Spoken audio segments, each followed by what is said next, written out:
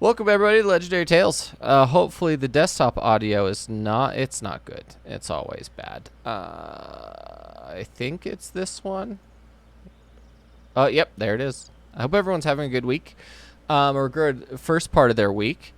Uh, does anyone have a recap from last week? Yes. So we went out and tried to find a cave so that we could begin tracking War Master Haka. We went out to investigate a cave to the east-southeast of Heindel. While we were passing through Gunderford, we decided to stop and check out some gardens at the Garden District.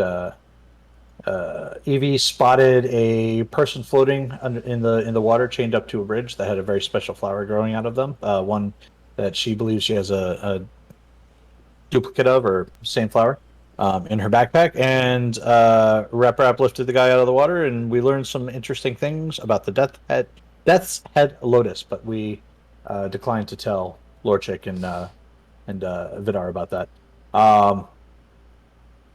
And from there, we made our way into Trimbal, where we were trying to make our way to the Adventurers Guild to find out about a party of adventurers that had recently been to a cave that was rather hot. We figured that would probably be the correct cave that we were looking for, so we wanted to get some information from them. To get there, we had to get by two Inquisitors, two witch hunters, which we wound up doing through the use of some deception and distraction.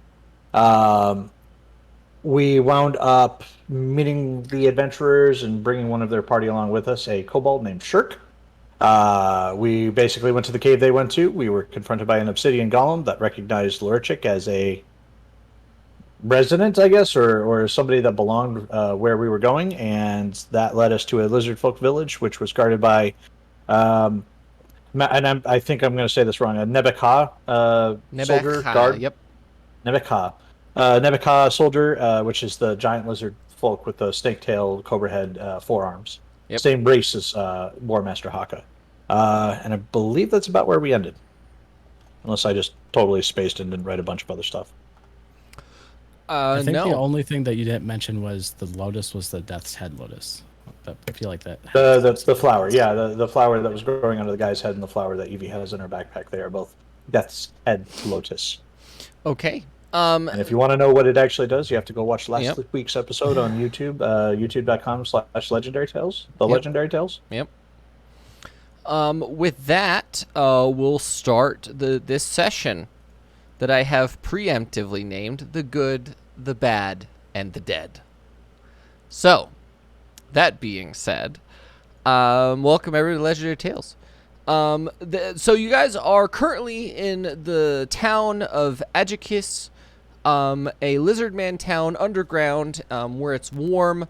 It's a little bit lava filled, or like a little bit sort of resonant thermal energy all around you. You went to the consulate and you talked to one of the consuls, and they are sort of the managers of maps and lore and things like that. Oh, maybe I should go here. By the way, the dark mode module broke again, so there we are. They updated, and we can now loop 10-minute songs again, which is fantastic.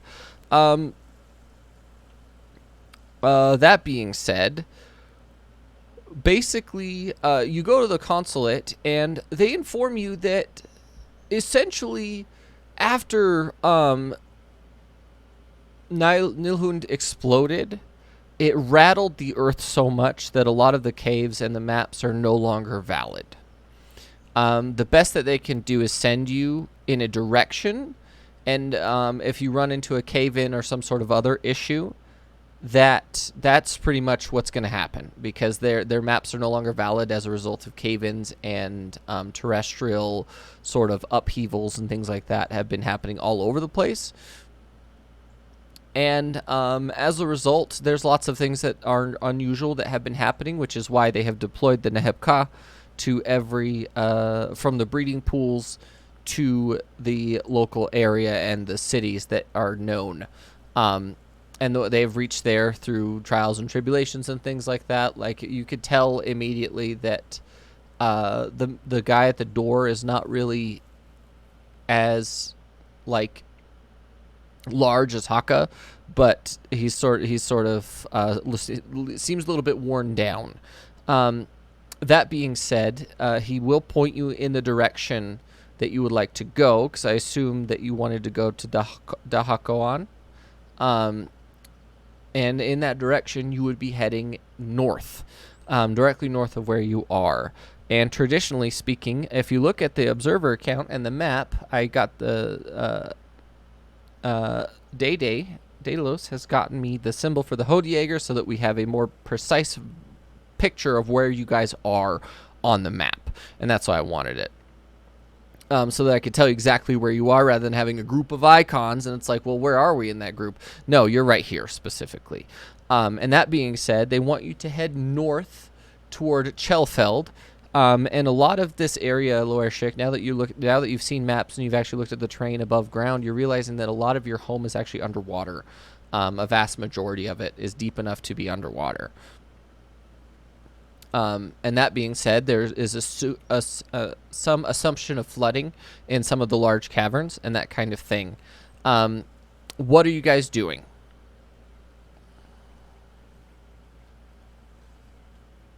Vidar is going to be asking Loershik. Originally, we set out to find Haka, but it seems like now that we are in the territory where perhaps you grew up, we will also be visiting your hometown or other family members.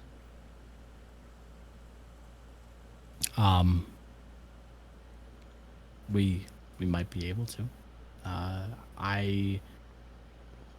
I would like to find Haka, but I'm not super familiar with the other villages down here, so it's just easier for me to navigate and utilize my resources to help us find Haka if we're where I might be more comfortable. If that makes sense. It's fair. Does anyone else want to do anything before you leave? Ajikis. Okay. Are we actually getting maps that are just inaccurate, or are they just not even providing us with any sort of map? The problem is they show you these like maps of basically maze-like corridors and caves that they have mapped out over a long period of time.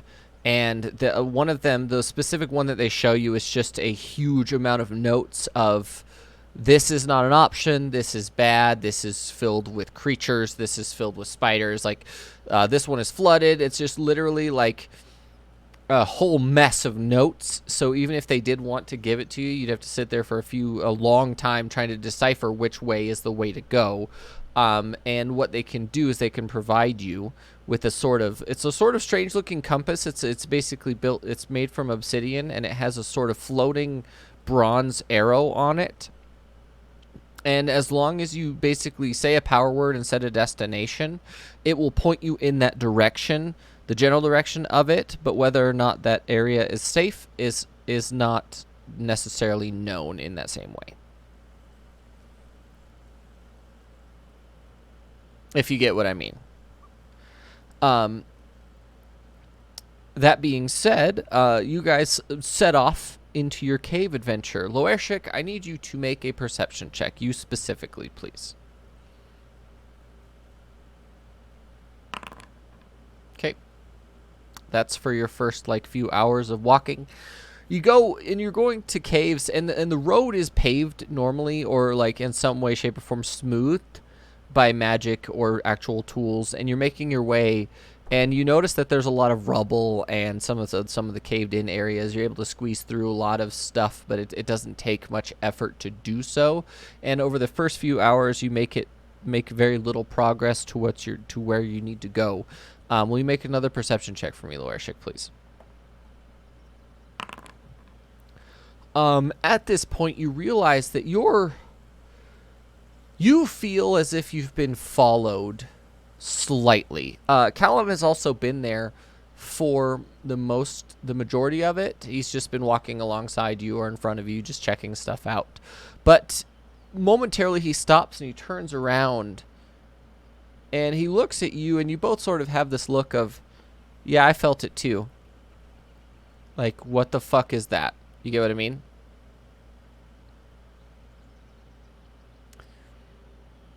What could that be?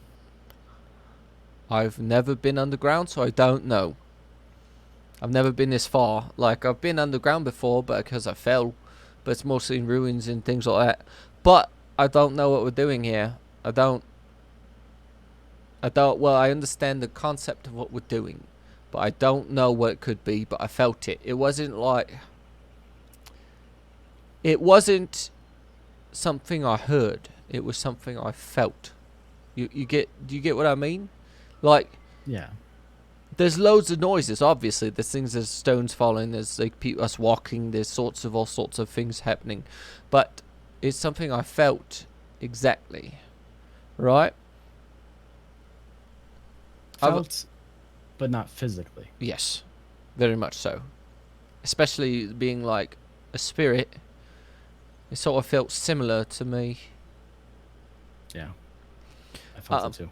And you guys keep walking north along the mountains. Essentially, you're able to figure out like where you are relative. You're sort of still underground the overworld at the moment, but then all of a sudden you sort of come to this tunnel that goes down at like a 15-degree angle.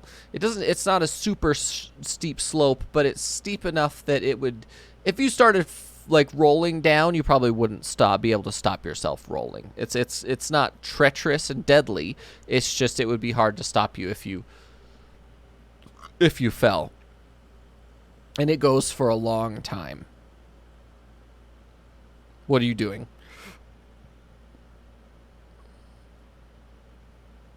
Are we trying to get to the bottom of this, or are we trying to avoid going to the bottom of this? Who has the compass? I think probably Lurchik, right? Because he was the one that did all the talking at the consulate. So I feel like I would have handed it to Technician because he is the gadget master, and I just swing a heavy rock. I see. Just a stereotype. Right. Gotcha. In that case, yeah, I have it. I have the compass. And Lorishik did say that he wanted to go to Dahakoan. But as soon as he did that, the needle sort of floating above this spheroid, or this sort of like disc of obsidian, spins in a circle real fast, and you get to this cave entrance that goes downward, this tunnel, and it starts spinning around again, and then it goes whoop. It actually shows elevation as well. So the needle is also pointing down? Yep. So is the Black Pearl underground? Wow, so many jokes today.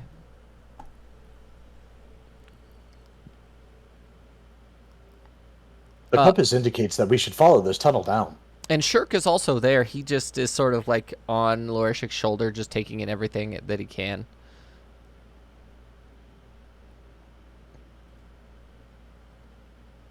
By the way.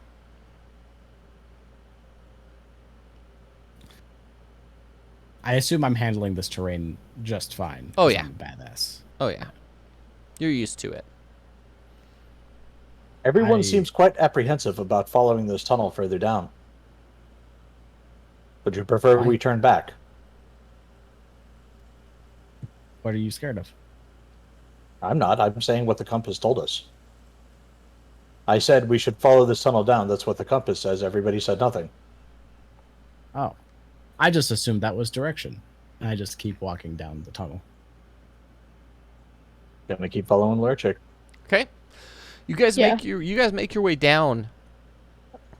And right in the middle of you basically travel for like an hour just at a 15-degree angle, so you probably dropped in elevation a significant amount, right? And all of a sudden it looks like a huge tunnel has torn its way through into you can no longer go down in the tunnel. It's just intersected and intercepted by a large lava flow that's flowing into a large pool of water in this huge cave. It's almost like the cave shifted itself into the tunnel.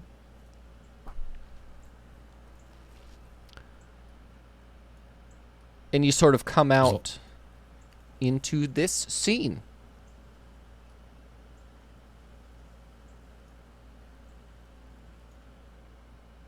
The flow, that's what I call my bowel movements. And I it's have no it's vision. it's oh, you have no. Why don't you have vision, my guy? Neither do I. I I am usually just a have my eyes token. closed, but I see everything. He's a psych rogue. He doesn't have to have vision. He just sort of 30. knows it's there. There you go. Oh, I needed to make this. I needed to make this infinite vision for everyone. There we go. Are we inside There we of a go. rectum? No, there's a large, extremely slow-moving lava flow.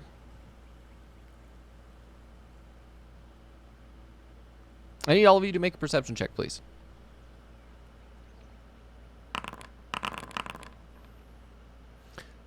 Vidar is the +9. Vidar is the only one that doesn't really see everything, but for the most part, in the distance on the northeastern side of the map, there's a very large hexagonal hole that looks like it's made of carved stone, like shaped stone. There's a faint orange glow coming from it. Going to check the compass again real quick. It's sort of spinning on end at the moment. It doesn't seem to know where you are.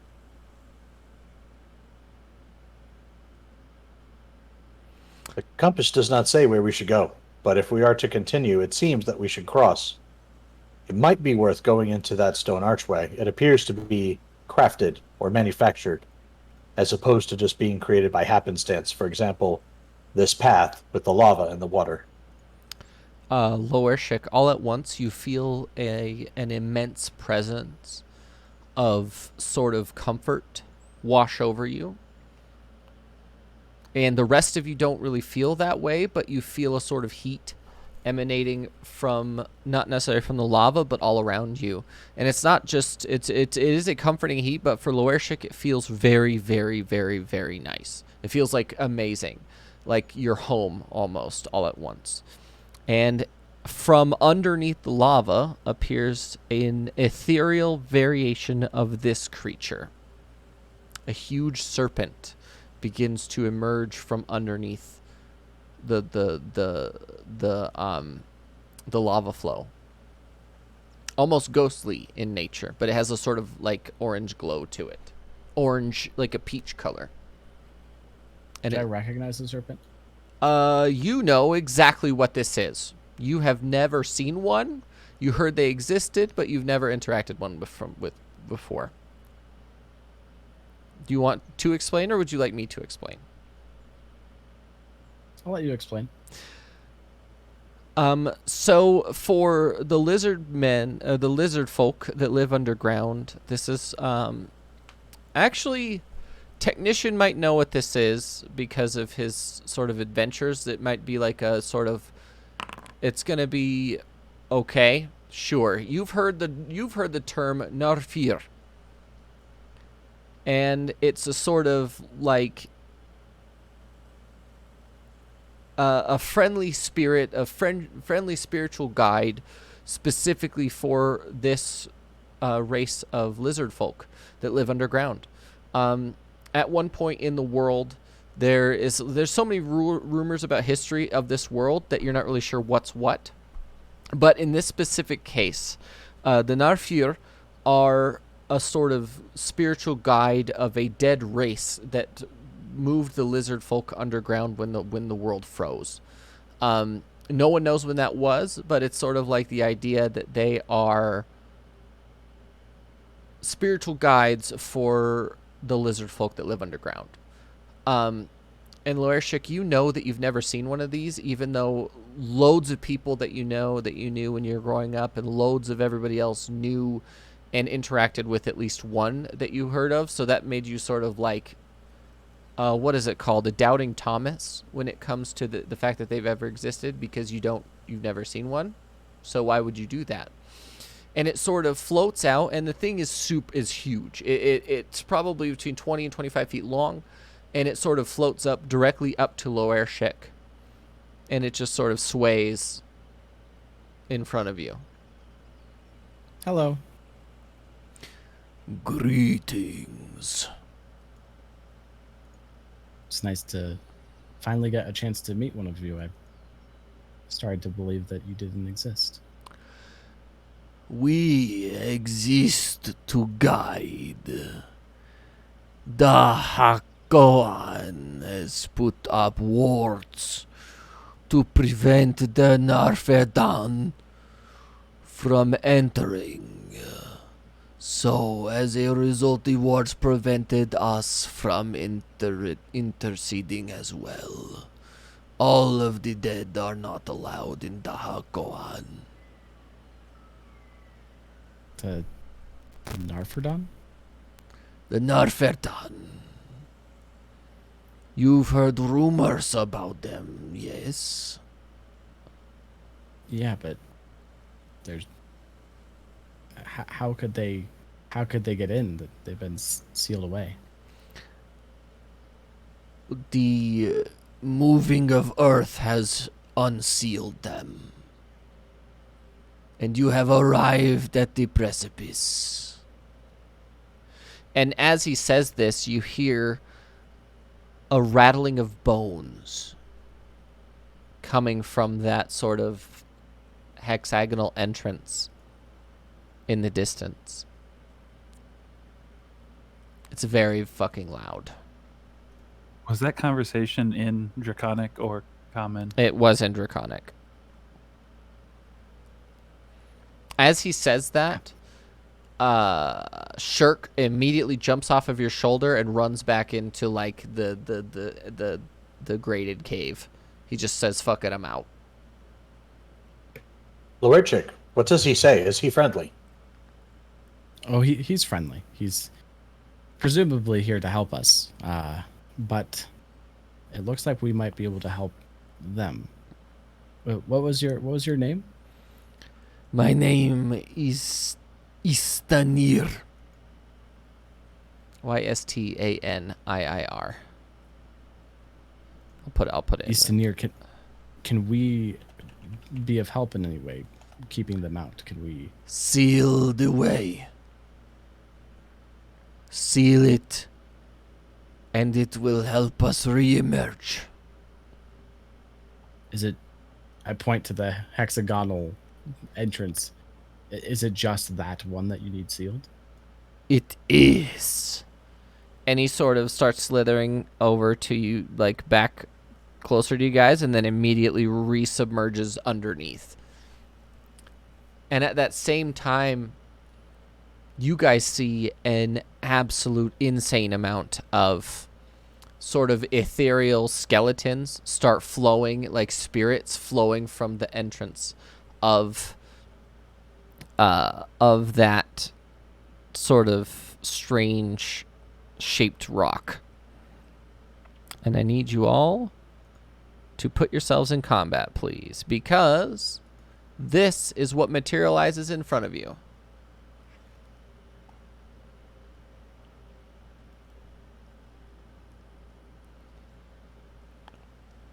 I had some really good music. I get some assistance to initiative from something. What do you mean? Like when we did the item haul, I'm pretty sure I got a plus something on all my initiative rolls. So I remember being excited because I always roll low on initiative. What do your notes say? It's an excellent question. Let me You got a check. weapon of warning. Oh, yeah. I think Weapon of Warning gives you an advantage on initiative. So, go ahead and roll initiative again, manually, and we'll see if you get any better. And then I can change your initiative accordingly. Cool. Oh, no, there's a box for initiative on your character sheet. Oh. Where? It's I and I. I. It's to To the left left of of strength. Clicking on that doesn't do anything. Oh, fair. Do a d20 plus 3 then.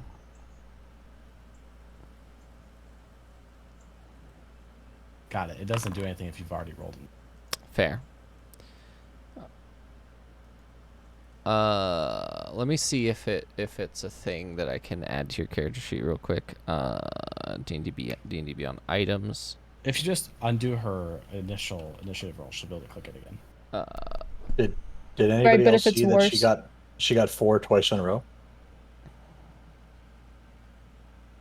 No, I'm saying if she gets a third one, that's a jackpot. She gets to go first all the time. I think permanently, or something. Roll. Let me remove you, and we're gonna go ahead and you have proficiency with crossbows, right? Me? Yeah, we're gonna give you a light crossbow warning. Thought I put something of warning in my. I guess I didn't. No, we're gonna give that to you for the time being, and let's see Alright. if it works. So put yourself back into combat, and roll it. Just from the. Yep. It didn't work. Okay. Is it an attunement? No. There you go. I got you. Reveal to everyone. Wow. Thanks. That's your advantage. Okay. We're gonna copy this skeleton and then put it over here. We're gonna hide him, and then we're gonna add him to initiative. We're gonna have him roll. Okay, they're at a 12. Okay. That brings us to Evie. Cool. Let's start You are first. off fiery. Except, are they fire? Or do they look like they're made of fire? They look like they're regular skeletons. Okay. I will do the fireball at 3rd level.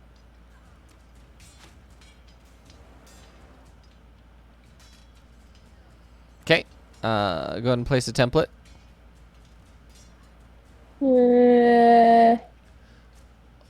Here we go. The line is so thin, sorry. I think this gets most of them. Well. Dang. Yeah, it does. Jesus. I guess I could move it over 1. Can I move it over 1 or no? Here, I got you. Yeah, That gets Let's all do of that. them but one. Jesus Christ. let us do that. Okay. And then just damage. Yep. Oh, Okay. wait. I Just roll damage. What? okay. I wanted to do my bonus action hound, but I don't know that he can go that far away. Just roll damage. They don't. Okay. If you roll high enough. They're just. I roll really fucking low on damage for myself. I'll look at all those ones, which is why I wanted the hound, at least so like they can't fail the saving throw, but it's fine.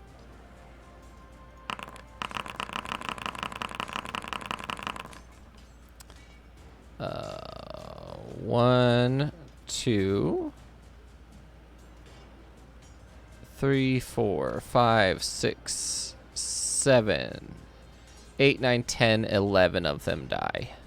That might be the lowest 1, 2, fireball 3, 4, damage roll I've 5, ever seen in my 6, life. 7, 8, 9, 10, 11. The rest of them take half damage. So they're at 6. They are at 7.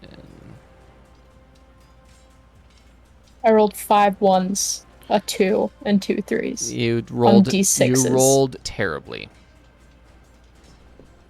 Okay. That is it for Evie. That brings us to Udar. Is any of the fire actually off limits, or is that something that we can walk on? It's so slow moving that it's not going to affect you that much. So I could position myself on it, and it's not just like killing myself. No, not at all. I'm gonna move up and throw some stabs. Do it.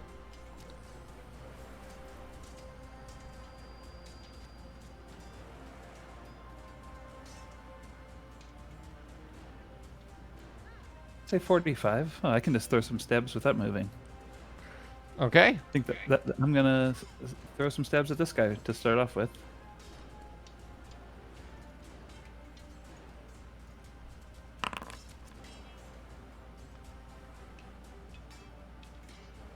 That's a hit.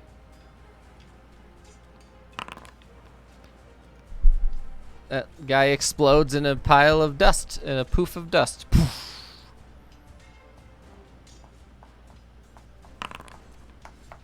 That's a hit.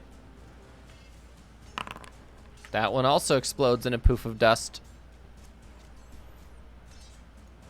And I think I'm just gonna keep standing where I am. All right. That brings us to a technician. Right. Was it double right click? Yes, it was. We're going to do some crossbowing on the far guy. Oops. Huh. I got you. Mine's not showing distance on my regular ruler. I had restarted VTT, but I didn't do anything. On your regular ruler, show me. Yeah. Like, I don't see distance anywhere. It just shows the pink line That's 45 feet. in this one. That's 75. Right, thanks. That's definitely a miss. Okay. Attack again. Okay. Same guy. The far one. Yep. That's a hit. That's a... Oh, yep. He was full health because he's the only one that wasn't hit. He's hurting unit, but he's not dead. All right.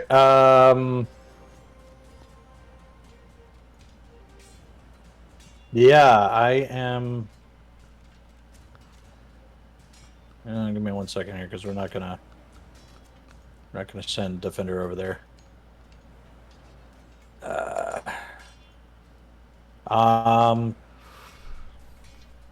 Yeah, that's my turn. That's it. Okay. That brings us to them skeletons. They're going to take a dash action to get to you guys. They're cackling and...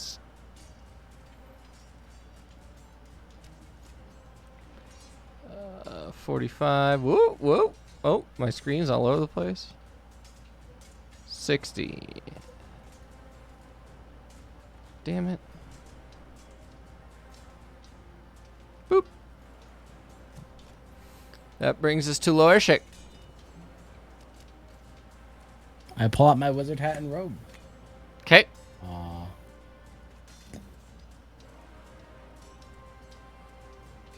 I'm going to use my maul on... It's not letting me select people. Are you double right clicking? There we go. I am going to maul this. Go ahead.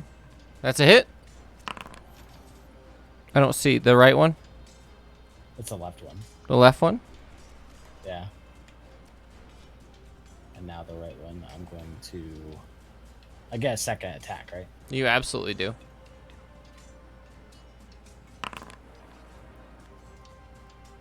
So the issue is that this map was supposed to be twice as big. So I upscaled it to 400 pixels per square. So that's why everything is so small. I apologize. Because this map is enormous. It's 9,000 by 6,000 resolution.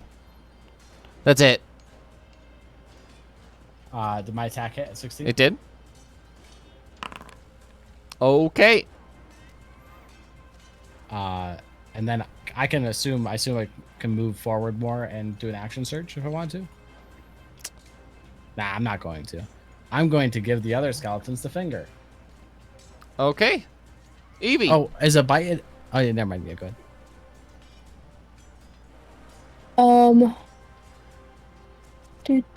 Do.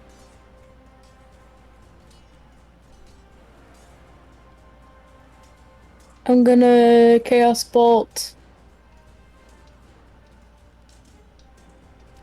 on this guy. Okay. That's a hit.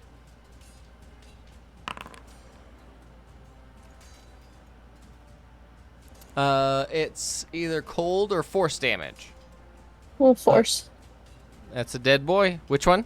There it is. I see. Yeah. I see your marker. I got it. Does Casimir get a turn? Casimir is not even on the initiative. I apologize, Casimir. Okay, let's go, Casimir. He's gonna run up here. I keep forgetting he exists. Whoopsie.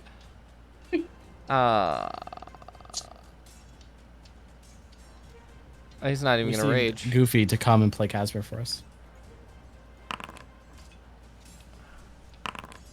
That's 16 damage. That's a dead skeleton. That was.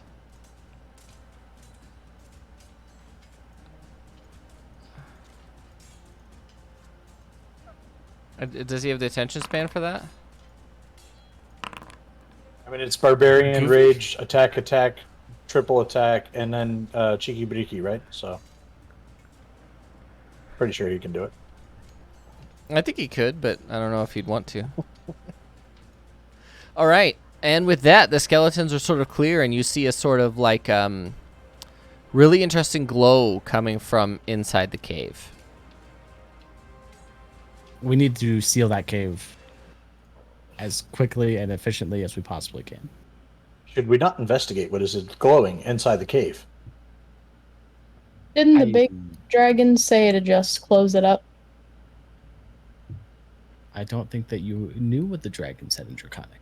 But you told us. Didn't I ask and you told us? No. Strike. I don't Then. believe I shared that he told us to seal it. Okay, it just happened to be here then. Evie is having visions of the future past. While I'd love to investigate, these aren't beings that we're going to want to mess with. And given that that's where these guys came from, it's probably safe to assume what else is hiding inside there. Without knowing what is inside, the best way to seal the cave would be to cause rocks to come down on the entrance and then mortar them in somehow. But we do not really have any mortar. It might just be best to put as many rocks as we can in front. It does occur to me you have a very large hammer. I do. I looked at Callum and asked him if he'd be able to run to the cave and tell us what's in there really quick. I could try. Right. All right, I'll be back. And he sort of stomps his way up there. He gets up to the entrance of the cave. And he comes back. And somehow he looks more pale. I take that's bad news. It's a bunch of undead channeling into a giant orb of temper. There's a bunch of them down there, and they apparently are channeling some temper. Pretty sure that rocks are gonna hold them in. This is excellent news. We already know that large deposits of temper can, in fact, be triggered to go unstable and explode with a large enough concussive force. So we could set off that temper to 1, clear the cave, and 2, seal the cave. But if an explosion of that size could rattle and change the paths down here again, it could ruin the livelihood of many, many people. Alternately, we stop the undead from channeling into the temper orb. We take the temper orb, and then we have their temper. But we should also figure out how to seal the cave. Callum, how many is a bunch? I counted 3 on the platform, and then they have a bunch of flying creatures as well. Were they all similar to the ones we just killed? Or? No. They all have flesh. Okay. I think that we should seek help before we attempt to collect the temper. Apparently, according to Callum, the ones that are hiding in that cave are fleshed and also very much different from the guys we just took care of with these. Seek help from where? We are days' journey away from anywhere, and we have been walking underground. Perhaps the Narfir could guide us. You have his number? Literally, literally as you say that, from underground, Istanir comes back up. Oh, dope. You cold? He did. And I point to Lorshik. Is he speaking in Draconic again? He is. Oh my god, fine. Did Evie learn Draconic? I know that one phrase. I feel like if It's Evie. She knows you called in every language. That's what it is. Oh, I think I just stomped on you, Bisbee. You broke up real bad, and then it caught up for a second there. It was just blurpy. I was gonna say, I'm pretty sure if a giant dragon popped out of the ground, I would point to the only person that could talk to them. Fair. Thanks, Biz. That's fair. I'm just here for stacks, man. I think it's this guy. This is the guy that wants you. He's talks for us. Eastonir, is there any way you could help us find the nearest village, so we can get help sealing this in? I can bash a bunch of rocks and we can try to close it in, but it sounds like what's waiting on the other side is more than capable of The walking through a pile of rocks. entrance to your village is on the other side. There's a bridge that leads all the way across the chasm. If you can make it to the other side, there is help waiting for you. If we were to make the temper in that cave blow up, do you fear what that might do to the rest of the villages? They wouldn't exist anymore. I appreciate your What There- was that look? I do not understand the conversation, but that was quite solemn, Lord Chick. That was also there's something wrong with the temper. It is primordial in nature. I look back to the group.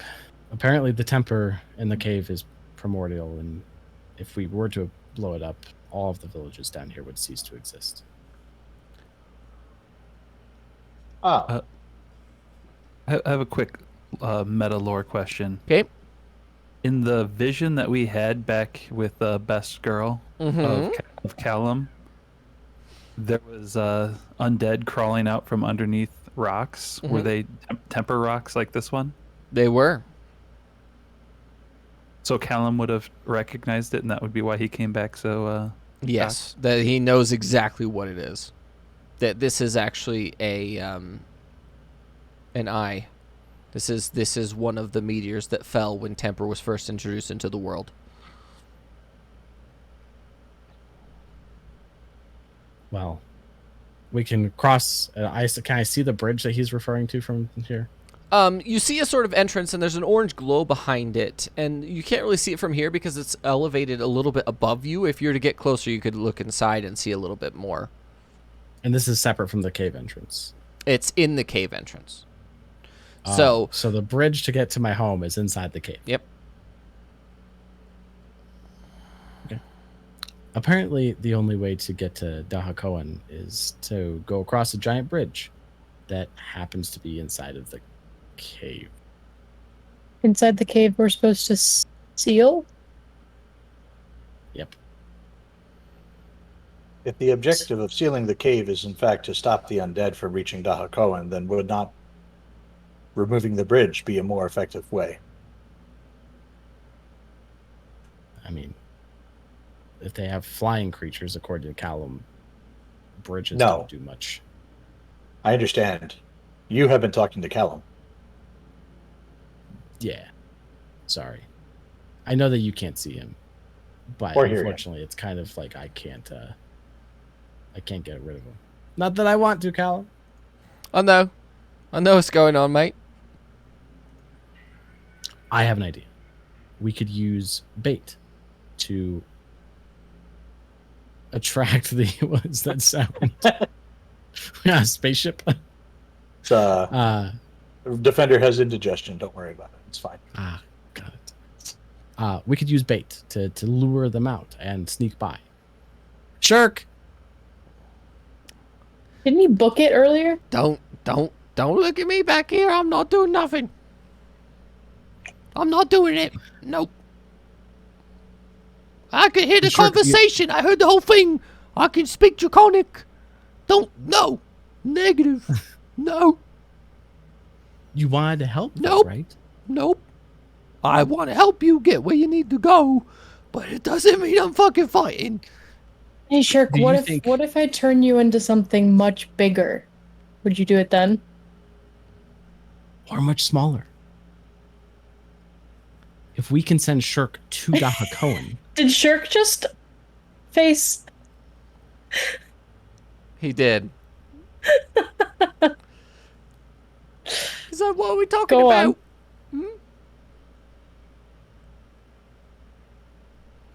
if we can get you to the bridge and across the bridge, you might be able to get help from the other side, and we could collapse in on them. Shirk then runs up to the cave, looks for a moment, and then immediately runs back into the cave and literally just starts running. He just starts running. away. Yep.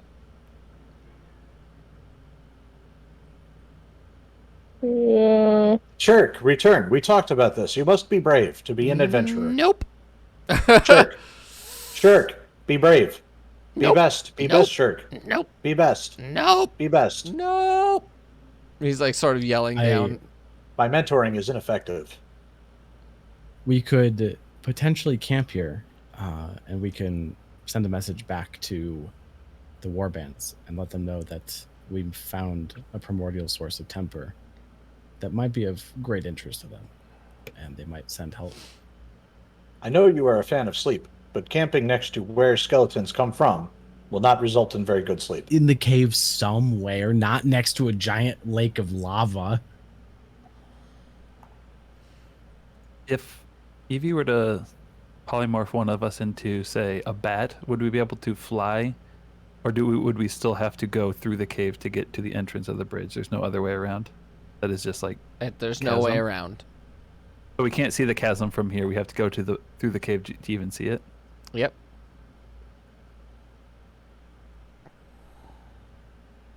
Any way we play this, we must go through the cave. If we intend to get help, we must go through the cave over the bridge. If we intend to seal the cave, we must do it from the inside because Tahakoan is on the other side of the bridge. So we must go to the cave. I look to Istanir. Mm-hmm. Is there a reason that you'd want us to seal the cave instead of getting rid of the people inside? There is a way. If you remove them, I might be able to cleanse the temper of their foul magic, and it would solve it. Potentially. I think we have a fight on our hands because the temper needs to be cleansed, and Istanir can handle that, but we need to get them off. So I think we should pull them out of the cave and just get rid of them while he does his work.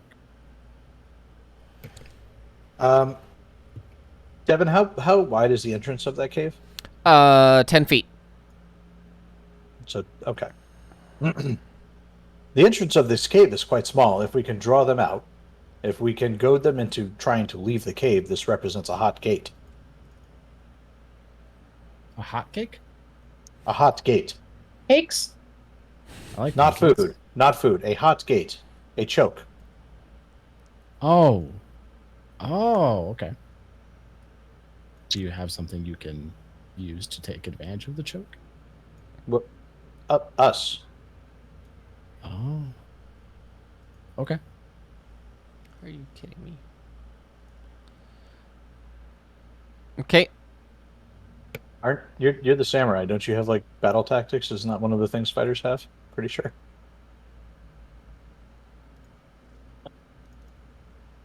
Just meta, but I don't know why I'm explaining. I know how to use big ass weapons. Okay, got it. All right, so yeah, Rep is going to explain a hot gate. when the enemy attempts to move through this area, they will not be able to spread far and wide. They can only occupy 2 at any given time, 2 rank. So they will be forced to slow down. They will be forced to move slowly in order to get through here, and the ones behind cannot push through the ones in front. So we will limit the number that we have to face at any given time. Assuming they send everyone at us, we will eventually eliminate them without ever stepping foot into the cave, which will also limit the number in the cave. But there's also ones that can fly over us. How Is it tall 10? is how tall is it? The entrance to the cave? It's still about 10 feet. It's about 10 feet So squared. it's 10. Okay, I got you. It would be quite difficult for them to do that. I am not saying it's impossible. I am saying it's quite difficult. I'm fine with standing in the choke with Casimir, and we can just rage all over their faces, and you guys can work your magic from afar.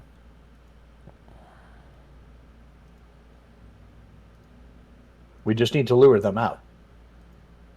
Jerk. Nope.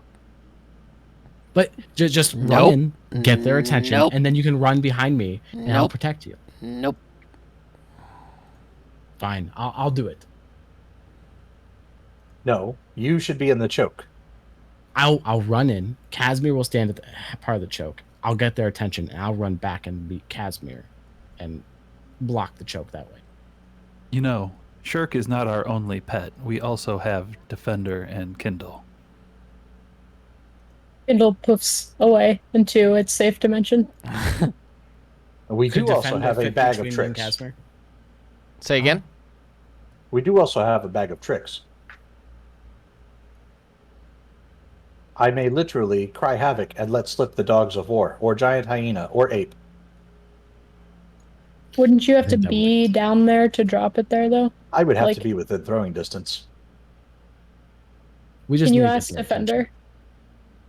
Yes. Defender, you are going to do another distraction. Bark. Okay. Bark. Isn't he like a badger right now? Yes, but he barks. That's the only noise Defender knows how to make. And it's just the sound of you saying bark. It is, yeah. Like a Build-A-Bear. And Like a record the Build-A-Bear, message. Yeah. So are you guys actually going up to the entrance, or are you going to try and bait him out? But well, I think we're going to bait them to the entrance. The point being that we ambush them at the entrance. Okay. So meta, right? So Casimir and Lordchick are going to basically stand at the entrance. They're going to melee anything that makes it to the front door. That is going to stop up the entrance, or at least partially stop it up, so it makes it harder for anything else to come through the entrance. That limits the number of them that can engage us at any given time. Evie's going to magic their asses from distance, and I'm going to assume Vidar is going to stab them from a distance, because that's generally how this kind of goes. I am going to be fairy firing and alternating out with the crossbow, because if they are fleshy or undead, then we are going to have a little bit more trouble hitting them, because skeletons are like 11 AC or something like that. But the point being that we basically will just have like a meat grinder here at the entrance, assuming Defender can get them to come to the entrance. Because that's kind of where this all hinges. If they're just like, well, we don't give a shit, and they keep just doing what they're doing, then, you know. That look on Devin's face is worrisome. Yeah, well, as soon as I said hot gate, he all of a sudden started smiling like that. So I am, Okay. like, I know technically this is a sound strategy. I just don't know what he's hiding. Okay. I feel like if they're doing magic on some temper, they're not all gonna come running down chasing Defender. It's Well, just my hot take. The But problem is if we go through a 10-foot by 10-foot portal, right, a doorway. it's worth a try. I'm not saying it's not worth a try. No, I'm saying if we go through and try to attack that way, now we're in the hot gate. We're on the other side of this equation. And it'd be better to face half of them first and then the other half separately. 2 questions. Okay. Is it even remotely possible to sneak past and get into Daha Kohen without them seeing us, or is it like super on the other side of where we need to go? I can't really We don't explain know, we it haven't without looked in you there. going up there.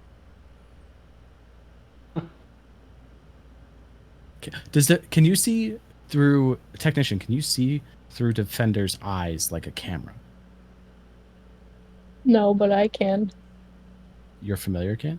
Yeah. Yeah.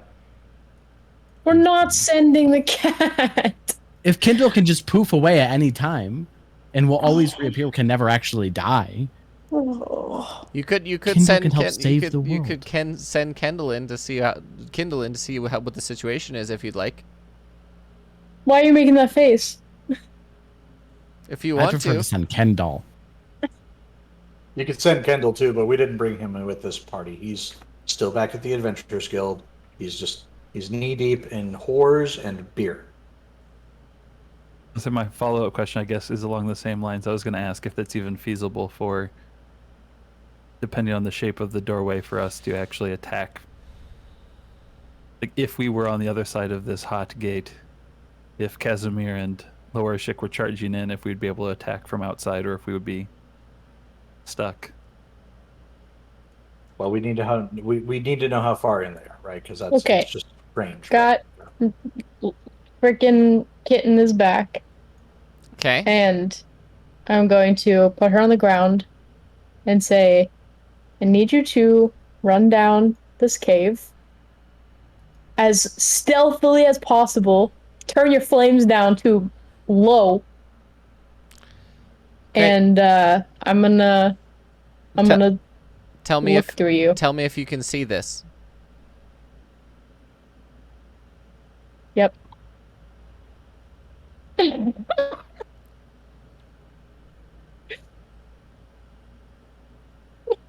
All right.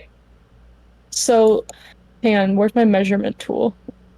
I can't. It's so. Okay. It's So about. while she's looking through her familiar, she can talk to us through her body. Mm-hmm. Just to be clear. Cool. All right. So, is that like archway thing that where we're standing? Yeah, where you're a bit like you can see that Yeah, see like that, little okay. thing that's like it's sort of like diamond, but it's like hexagonal, where it's embedded into the stone, and then this is the whole room. Okay. It's about 75 feet down to this main area where there's 3 very angry looking big bad guys, and they're surrounded by creatures that I would not want to be stuck in a hallway with. Does the cat look over the side? Yeah, cat's looking everywhere. All of those things are eyes of zombies and skeletons that are on the floor of this enormous cavern. Millions. All those like, All the things that look like stars, yeah. those are pairs of eyeballs that are on the floor of this enormous cavern. And doing a little bit of math, it's probably at least 1 million. Yes, let me million eyes or a compute million pairs? in the millions. 1 million pairs. Okay. So you really want to roll 1 million perception rolls? Oh no, they're looking straight up at everything. I'm kidding. No. I think it's absolutely worth trying to get some of the scary creatures that are like surrounding the main event to come out before we even attempt to go in there, because the 3 that look like they're orchestrating the whole thing seem like they would have some pretty scary abilities for us. The guy on the right is wearing full plate mail. He has a long sword and a long bow and very long claws. I'm relaying this. The lady on the left side has a really big staff and appears to be some sort of spellcaster. And then the guy right in the middle is actually he's not large enough. His token is too small for his size. He's supposed to be this big. He appears to be some sort of lich. Are these the things that we're luring out, or are these the things that I highly should know? are the things on the outside the ones doing the ritual, or is it the 3 on the inside? The 3 on the inside are doing the ritual. The things on the outside appear to be some form of undead dragon. Guarding a little bit. Okay. So we'd be trying to lure out some of the things that are guarding the main ritual. The 6 things on the little like those little rings that go around the big thing, yeah. So I'd say it's absolutely worth trying to get some of those out of the way first, but the three, from what I can tell of the three that are casting, they we'd be messed up from all angles. Like they have melee, they have range attacks, and there's three of them. And the bridge to Dahakoan. Yeah. There's no way around them at all whatsoever. It drops off the sides, and it seems to be surrounded entirely with spooky scaries. Vidar kind of points. It looks at Lower Shik and points at Eastenir. Is he going to help, or is he not invested in this the same as we are? I can ask, but they're not very much known to do much more than guide. Istanir, is there anything you can do to help us? I'm worried about us being outnumbered There is. significantly. There is. But I need a host in a way that I will manifest my power when the time is right. Shark. Shirk, do you want to become a big, bad, scary dude? Nope. Sure. Cal? Your people revere dragons. This is technically a dragon. Sure. Yeah, this could be a spiritual experience for you, Lorshik. No, for Shirk, it would be a spiritual experience. For Lurchik, he would need to do more ritual drugs. I mean, either one of them. Fair enough. Defender would gonna also spend make the a good next- willing host. Half hour convincing Shirk. So Are you what they're doing is Istanir, still going on. So Istanir, are you capable of using mechanical beings as a host? Can you use spiritual beings as a host? Hey, Callum.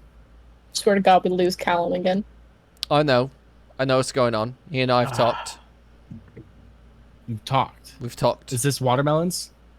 No, it's not watermelons. No, it's not. Are you comfortable with this? I'm so fucking excited.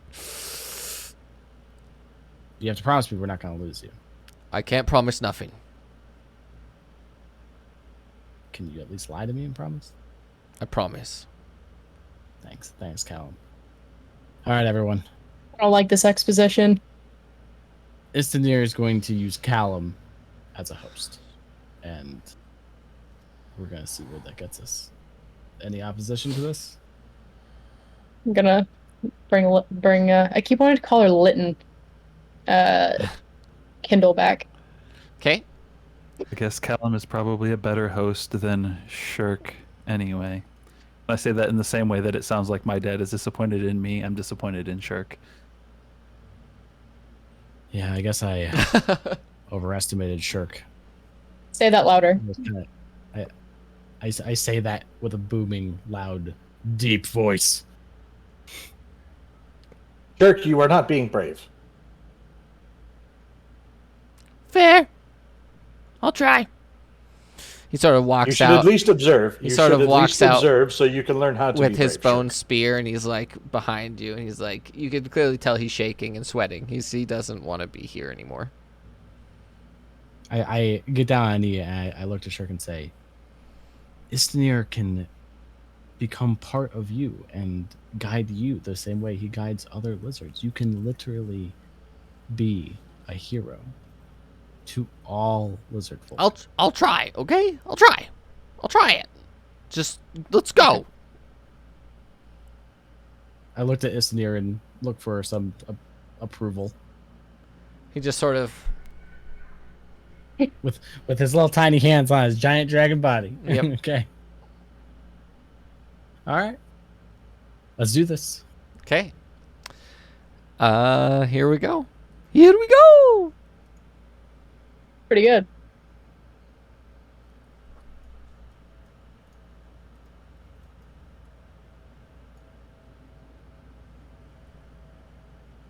This is like the end of Act 2 in Diablo 2. Runes and all.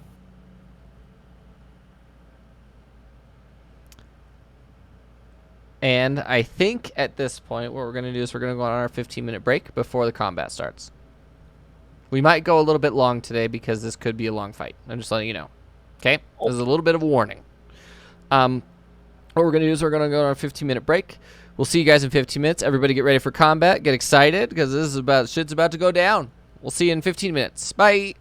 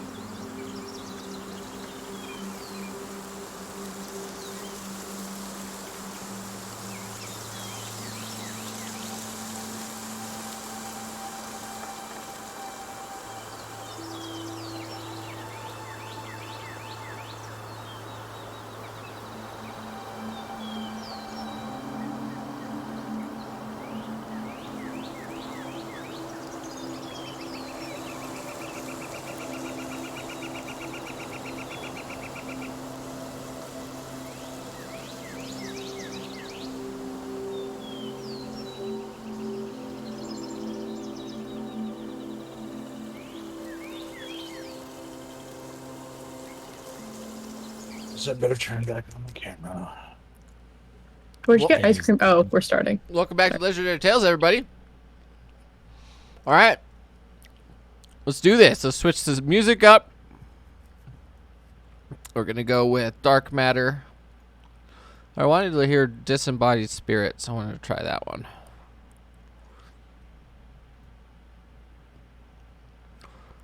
I can't really hear it because of my fan. It's okay. All right. I need everyone to put themselves into combat, please. I don't wanna.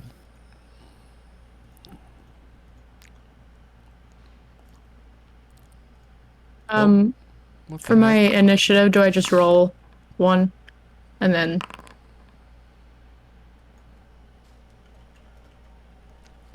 But you're supposed to be good at combat rolls. Yes. Just roll 1. And then just do a d20 plus 3.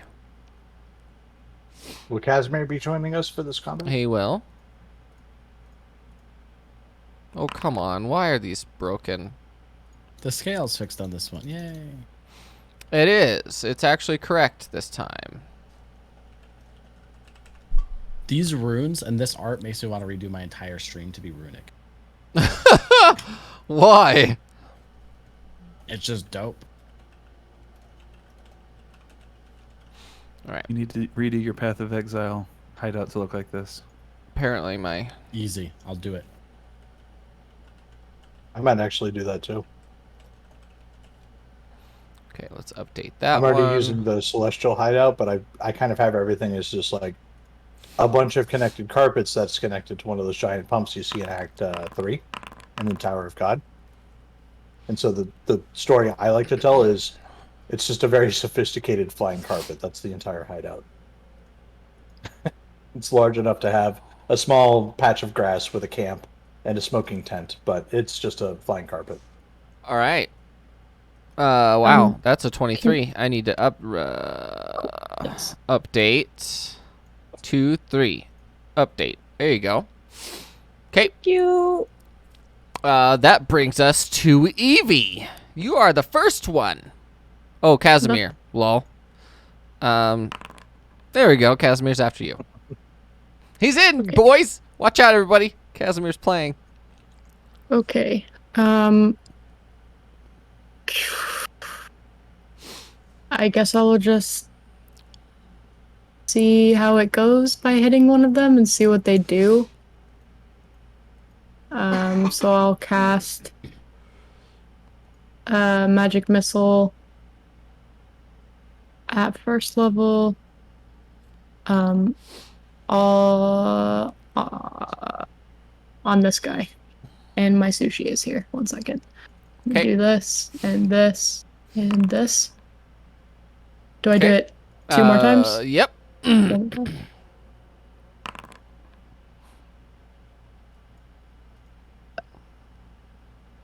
Sorry. 9, 12 damage. Okay. You've done damage to that worm on the front left. He just stays there. Yep, he just chills. Okay. I'll be right back, like 2 seconds. All right. But my turn is done. Okay, that takes us to Casimir. Casimir is going to not go into a rage yet, because if you don't deal damage, your rage ends. Oh no. Wait, he has 40 feet of movement, right? Yep. Oh, he also has 40 feet of climbing movement. What the F? Oh, when is it? Okay. I just need to know when everyone's turn is. Okay. A meta real quick. Yeah. Is the cross-shaped bridge the only things that we can stand on? Those rune things are up in the sky, I assume. Yep, and those not... are giant rings that are sort of covering this area. We would need ranged to attack those things. Yep, he's going to take he is going to he's going to rage defensively, because it's either you take damage or you deal damage. So he's going to run straight up to Sindarish, Death's Herald. He's going to rage. Let's rage him up. Rage, rage, rage. Features. Rage. Consume available resource. Perfect. He's raging.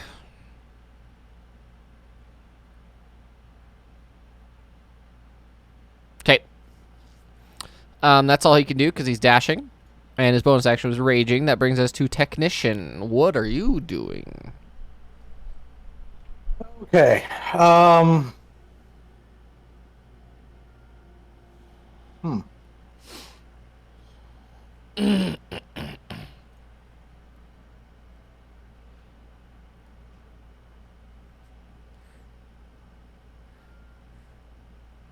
Dang. I wish Casimir hadn't run in.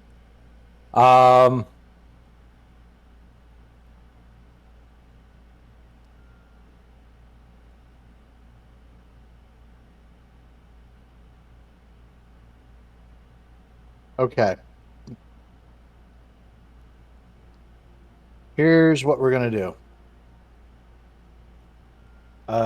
Rip Rap is gonna move up. Okay. Gonna move up next to Lorechik. He's gonna put his hand on Lorechik's shoulder. Cast heroism on him. Okay. So Lorechik is now immune to being frightened and gains temporary hit points equal to my spellcasting ability modifier. 5. So 5. At the start of each of his turns. Nice. Yeah. So you get 5 temporary hit points at the beginning of It all is of your turns. concentration as well. It is Do they concentration, yes. Stack or do they? No, they Just refresh. Okay. And Yeah. what is concentration?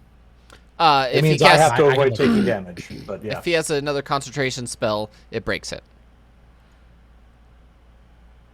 And then we are going to tell Defender to stay close and defend. So Defender is just going to move right up here. Okay, sounds good.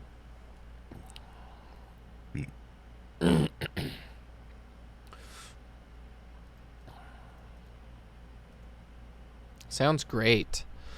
Is that it? Yes. Okay. The Death Knight is going to walk up past Sindarish. He's going to swing on your boy. He gets 3 attacks on Casimir.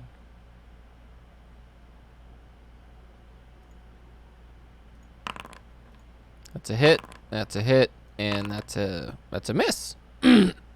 Actually, that is 2 sets of versatile damage, which he takes half of.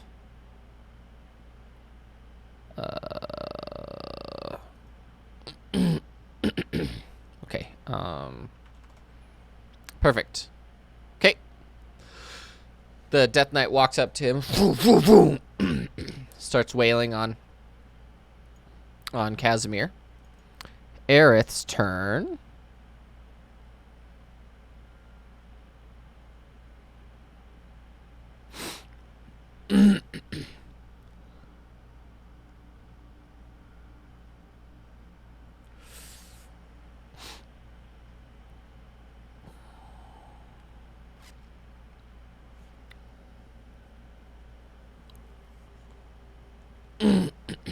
Excuse me, sorry.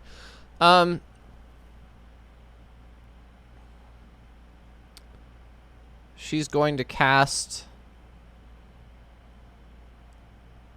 a spell.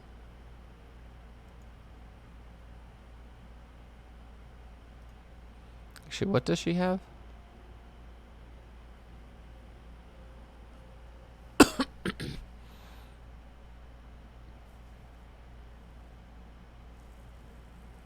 Oh, shit. Okay. She's going to cast this spell. Oh my god. Oh, wait. She only has... Okay.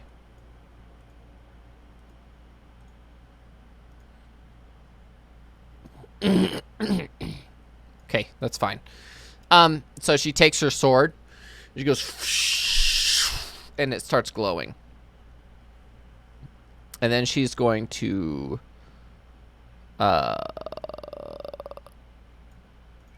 move past.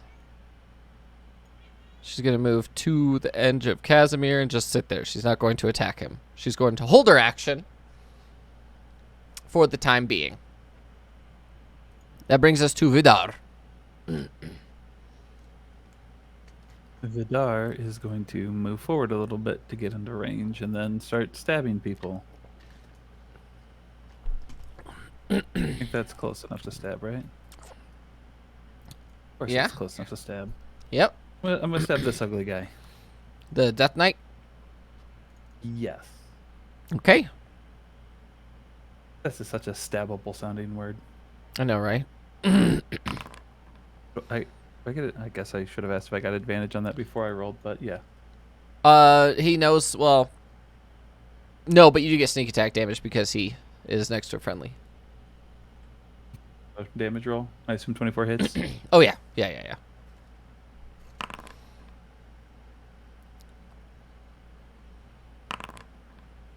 Jeez.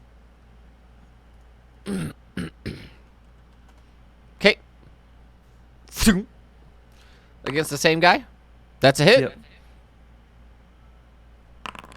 Continuing with the trend of stabbing people. Are you doing anything else? Nope, just staying here. Okay. The Death Worms.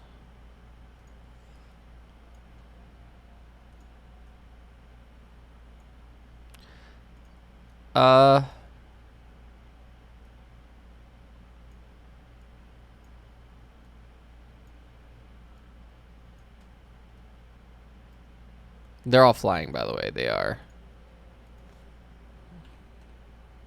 Oh, I did want to also on my turn just ask Loershik, kind of like yelling over my shoulders, like, where's your friend at? I just raise my arms. I don't know, man. We're gonna zoom in. So the worms are flying 10 feet above the ground. And they're also going to hold their turns as well.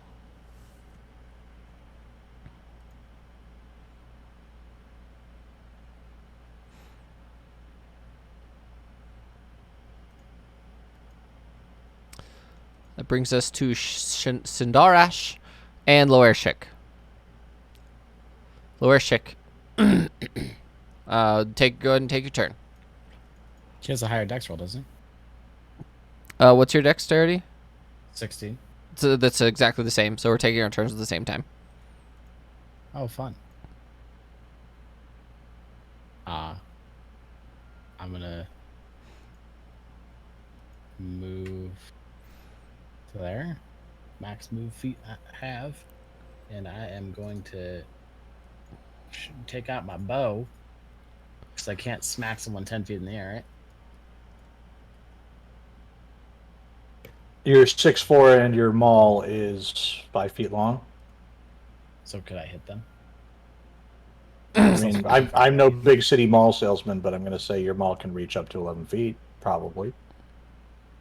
Is that how wingspan works? Technically, yes. That I won't be able to even hit this guy in front of me because I can't move closer. you would have to be one square closer. Yeah. Yeah. All right, I'm going to use my Javelin. longbow, and I'm going... Javelin.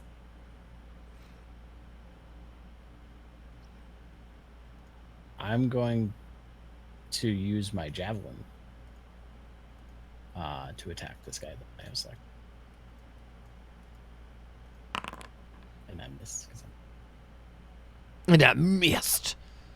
Did you miss? Yes. Yes, you did. I'm going to use my second action to attack again. And I missed again because I'm bad. Okay. And then I'm going to whimper a little bit. Okay. And that's the end of my turn. Sindarash is casting mirror image on himself. At the end of your turn, The serpent flies through the entryway and into Callum, who is standing directly behind you. And Callum, you can see him, like, he begins to glow with that, like, peach sort of energy. And he sort of shakes for a second, goes, and you see the, like, this ghostly armor begin to slap onto him from, like, everywhere. And then he materializes into a real person directly behind you.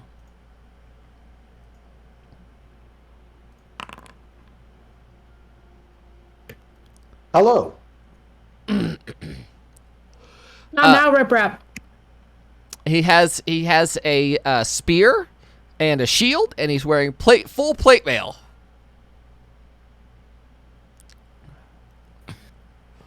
Welcome to the party, Callum. Hey, let's fucking do this! And you can tell he's fucking hyped as shit, right? At the end of your turn, he's literally gonna move up to underneath this worm, and he's going to cast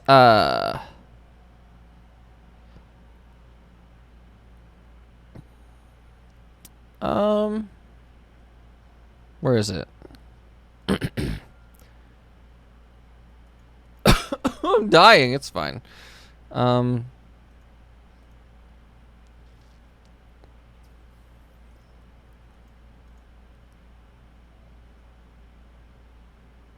He's going to cast Spirit Guardians.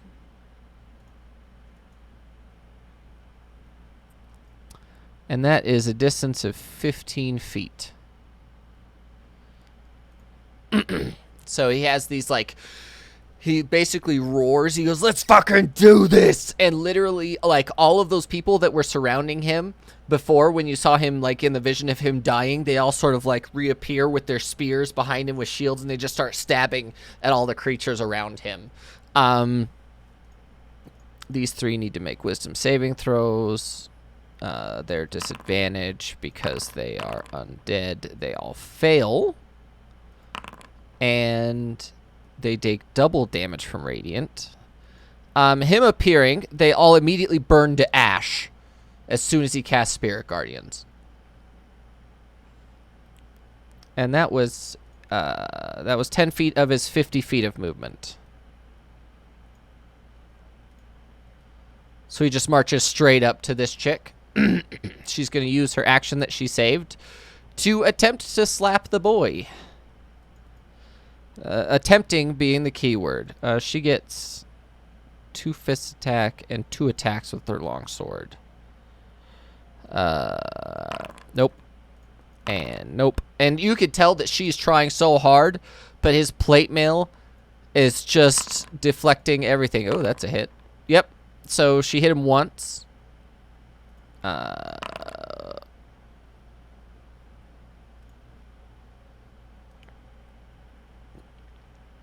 He does take a little bit of damage. And now he's dead. Actually, he's resistant. Yeah, he's resistant to that damage type. He's resistant to necrotic damage. He was a ghost possessed by a ghost. He only had 2 hit points.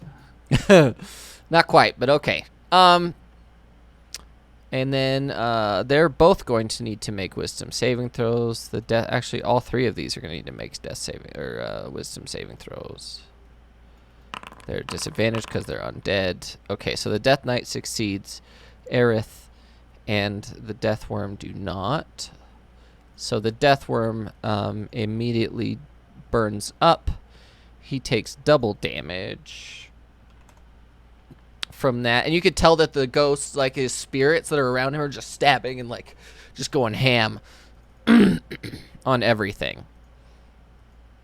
That brings us to Evie.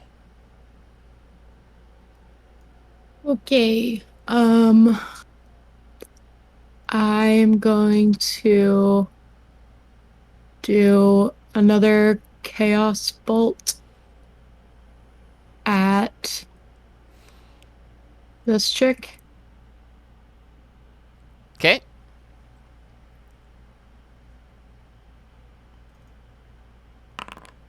That's a hit. Okay.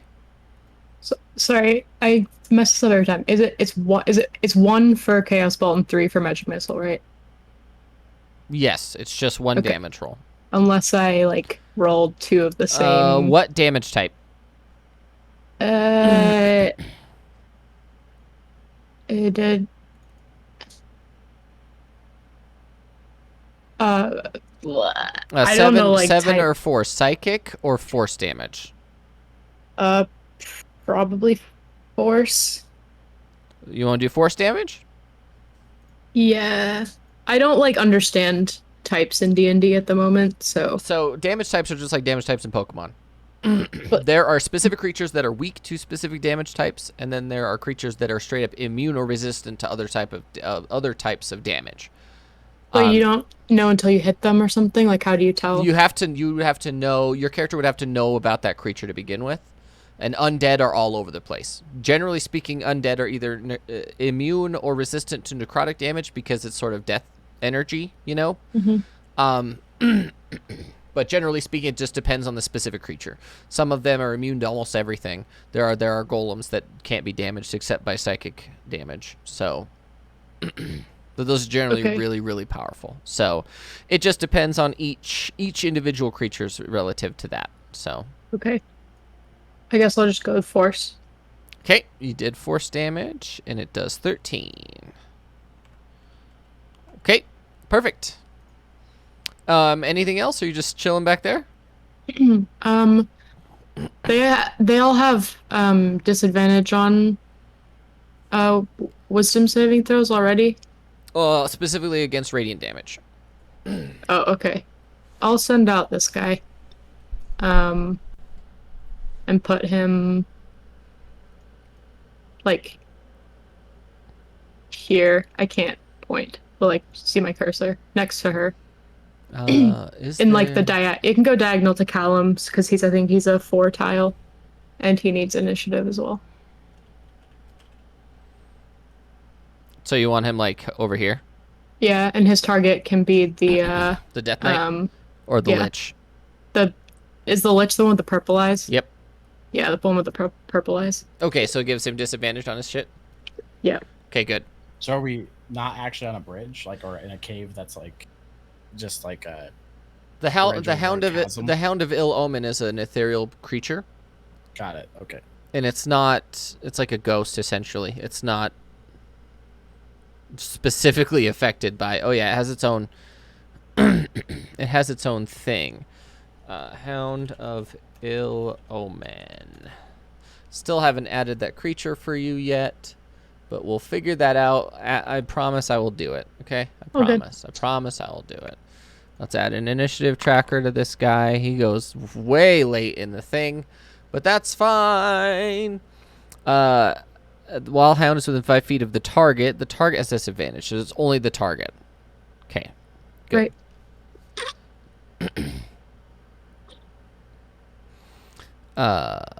Okay. That was your bonus action, right? Yes. So you are pretty much done then. I am done. Okay. Casimir is... he's going to try and kill the Death Knight. Attack. He's going to Reckless because he needs to do it. Oh, wait. He's on the other side. He doesn't have to. You know why? Because the Hound of Ill Omen counts as an ally. That's 2 attacks from our boy. Oh, for fuck's sake. And they both hit. Let's do a damage and a damage. He takes 30 points of damage. Today I learned Casimir stands for "Oh, for fuck's sake." What? He's trying to go ham on him. That also brings us to Technician. Perfect timing on me having ice cream. Okay, we are going to start getting. Who we gotten? We're gonna get us a caster.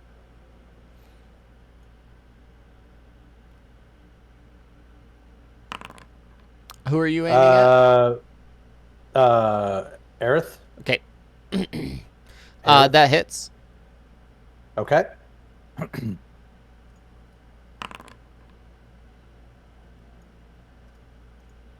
Well, that's disappointing. We attack It's your again. thing is magical, right? It is. Okay. Go ahead. That hits. Okay.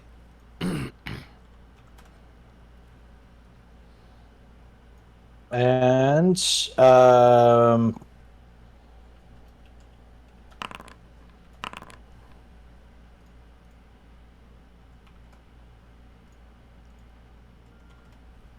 Defender assist, and Defender is going to run up to here,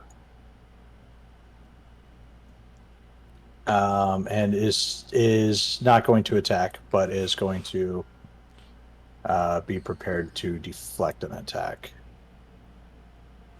Sounds good. And that's it. That's my turn.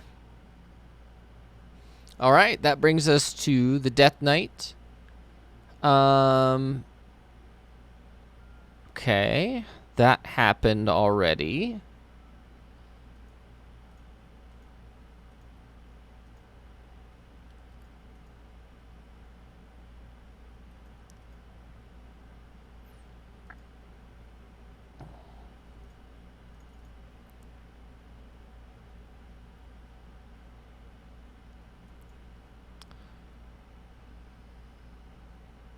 Okay.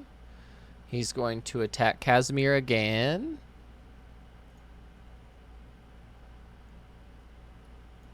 Did we say that flanking only counts if they're behind, right?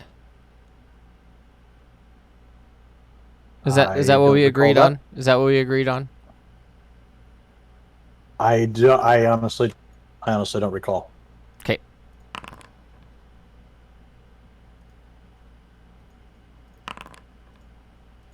What's Casimir's AC? Okay. Oh, shit. Okay.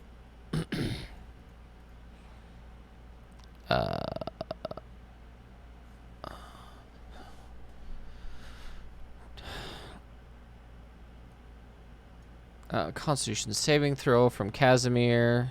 Casimir has advantages on that because of... Oh, no. He failed. Okay.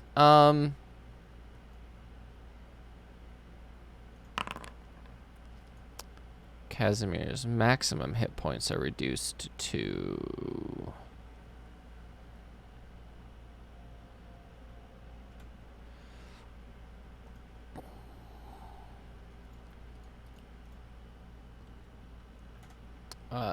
Okay. Since he's not resistant to that damage, and then... Did you want to impose disadvantage on any of these attacks with Defender? Are they melee attacks or They are. cast? They are melee They're attacks. melee attacks. We will be deflecting the first attack. Okay, so that's great. That's actually really good. Let me roll again. He still hit him. Damn. Oh well. So Casimir has had his maximum hit points reduced by 28 because of life drain, and then he crit him on one, and then hit him with regular damage on another, and Casimir is down. Casimir goes to 0 hit points, or he goes to 1 hit point because of him being an orc.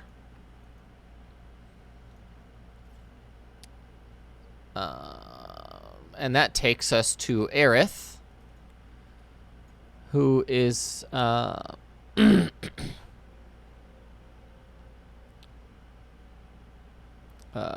okay. She appears to be regenerating.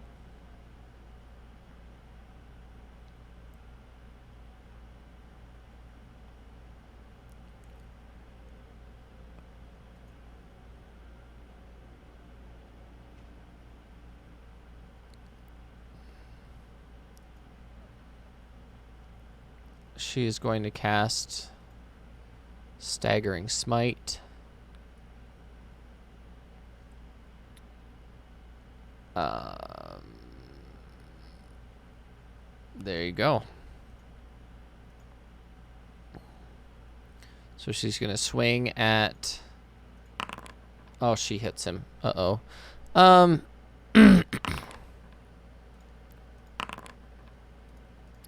She has 44 damage to him, but he's a spirit, so he takes half that. She's doing work on Callum. Oh, and then he needs to make a wisdom saving throw. At advantage. 30. Okay.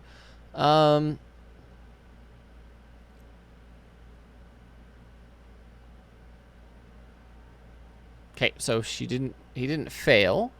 Callum did not fail his saving throw. Okay. Aerith is going ham. That brings us to Vidar. Vidar is just going to do more stab. Okay, who's he stabbing? The Death Knight again. Okay. Is this one at advantage? Does the Ill Omen wolf yes, thing behind because him? of Hound of Ill Omen, yes. Damn. That's a hit for sure.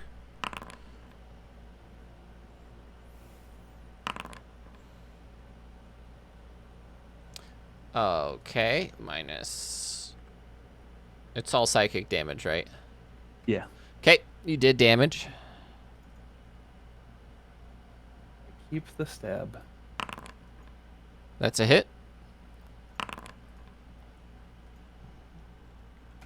Okay, anything else? No, I think I'm gonna move up one step. Okay. Sounds good.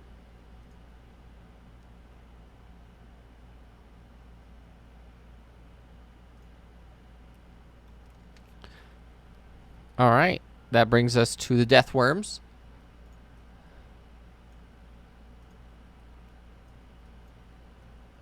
They're both moving down here. Evie, what's your AC? 13. Actually, you know what? We're going to measure a couple straight lines. Like that, because they're both casting lightning bolt against you. I need both of you to make dexterity saving throws, please. Oops, that's not quite right. Yeah. Inspiration. Yeah. There we go. That's better. Can you... Is the Cross and Grits only for... Only for And- saving throws. So I can- And Flash of Genius for EV. Okay. Grazie. So that's a 19 now. Okay. You both take 25 points of lightning damage. Because you both saved.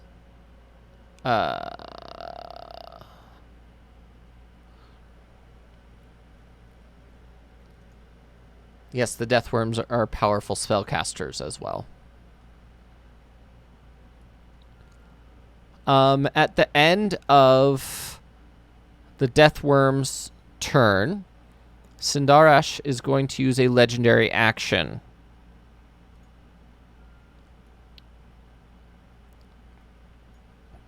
He's going to use his legendary action to move up to his full movement without provoking attacks of opportunity. To here. He's also going to use his legendary resistance to automatically pass the saving throw against spirit guardians, which means he takes. So he just used 2 legendary actions. No, legendary resistance and legendary actions are separate.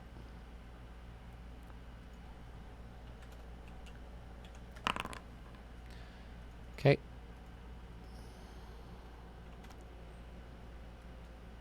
He does end his turn inside of it, which is fine. He has 2 of these left. And then he gets his legendary actions back at the end of this.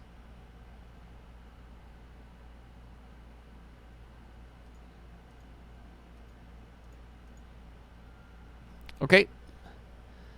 And that's at the end of the Deathworm's turn. It's now Sindarish's turn.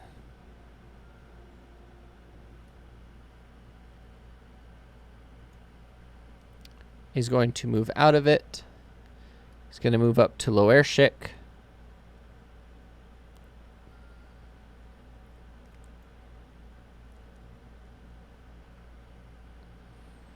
He looks at you and he points his bone staff directly into your face. A sickly, necrotic, green and red spiraling energy comes out, and I need you to make a Constitution saving throw, please. Okay, you successfully save, which means you take half damage. You take 32 points of necrotic damage as he Finger of Deaths you.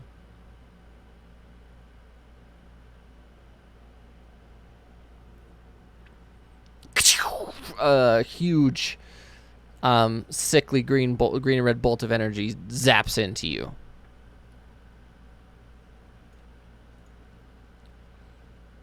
And that takes us to the Hound of Ill Omen. What would you like the Hound to do? I'm pretty sure he automatically moves up to Oh, yep, it is his target. Yeah, and then I think he just does an attack, right? Like, there's nothing. There's not really a lot else he's gonna do. Yeah. Options. Yeah. Luckily, his advantage because Loershik is there. Nice. Oh, he does hit. Sweet. Bork.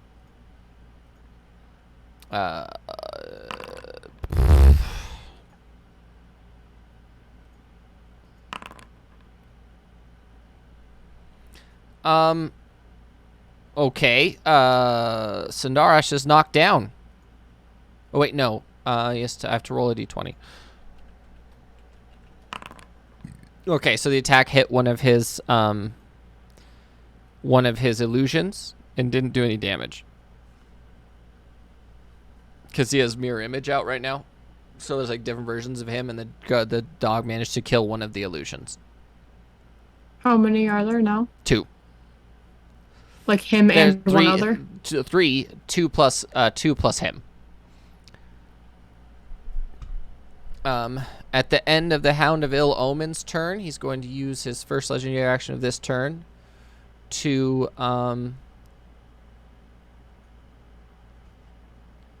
cast a cantrip into Loershik. Loershik, what's your AC? 16. Can you counterspell a cantrip on a legendary action? If you want to waste it on that, yeah. Okay, I won't then. He's considered a 15th level.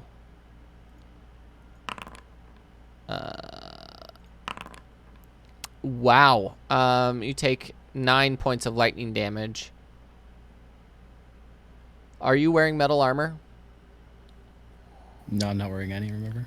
You can't take reactions until the start of Sindarish's next turn. Okay. That's what Shocking Grasp does. Okay, Loershik, it's your turn. Since it's the beginning of my turn, I get my 5 temp hit points back, right? You do. I just gotta read something really quick. Make sure I fully understand it.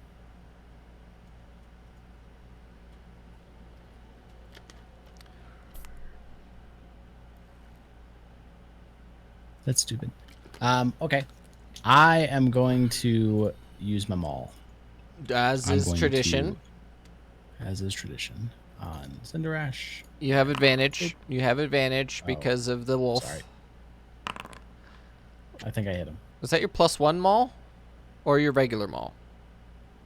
It delayed my +1 maul again. It keeps re-importing without it. Without it. Of course it does. Okay, we're just going to edit them all right now. Edit, and then give it +1. +1, and then plus... I don't think I need Plus- the +1 for this roll.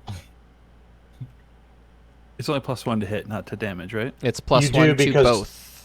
You do because your regular maul is not magical. Your +1 maul is. Yep, that's a huge deal. Okay, Yeah. go and roll damage. Crit damage. I need to roll a d20.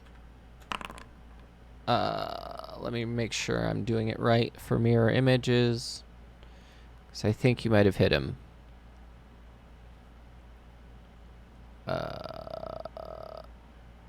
You destroy one of the images.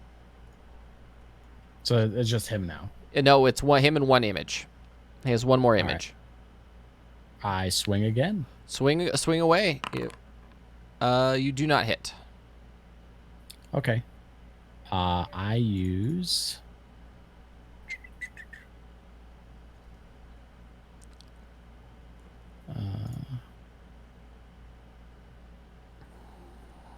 I use action surge. Okay.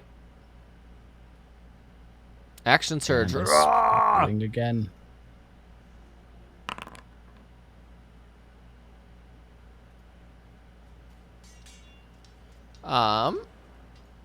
Okay, that's a hit. Let me roll a d20. So you have successfully removed his final mirror image. He no longer has any mirror images. So your next And I'm one, going if to- your next one, if you hit him, it will hit him. I'm gonna do it. That's a hit. Okay. -1/5. Perfect. You've done damage to him. And then I think I still have a bonus action to do, right? You do have a bonus action, absolutely. I'm going to Hungry Jaws him. Hungry Jaws away.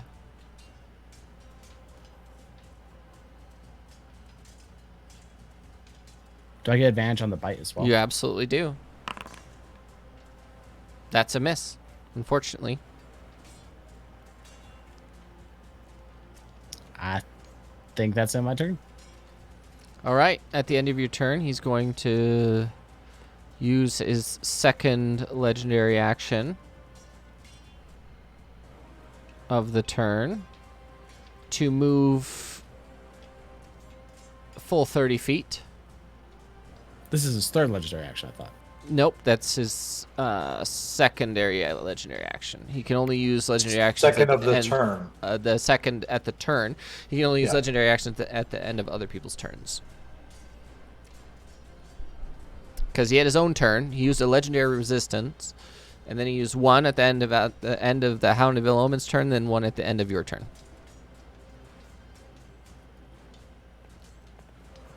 And I believe that takes us to Callum.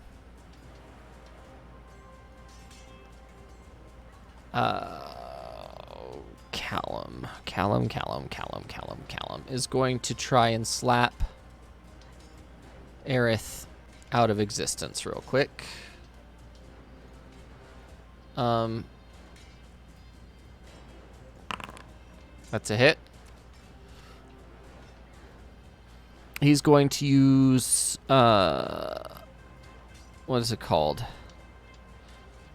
Divine Smite. Sorry, What? does the omen follow him as he moves, or is it only on his turn? Only on his turn. The dog has to have a turn to move with him. All right, so he's going to do his normal damage plus 5d8 radiant damage.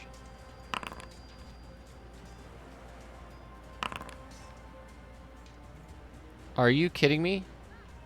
It's fine.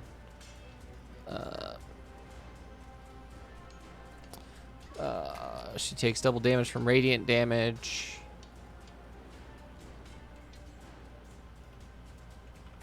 Which is fine. And then in her turn, she will be taking the spirit's damage.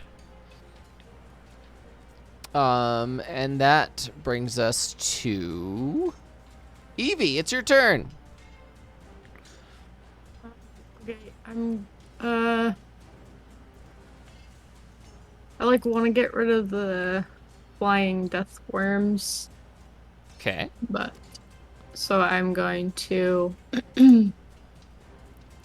cast fireball. Let me see. Yeah, I can't. I'm pretty sure this doesn't grab him too. Does that get him? Does that nick him? Yes, because that one box right there. Right. What damage type are you changing damage type or are you leaving it as fire? Just gonna leave it as fire. Okay, sounds good. Are they within 30 feet of him? They are, so they have advantage on the saving throw.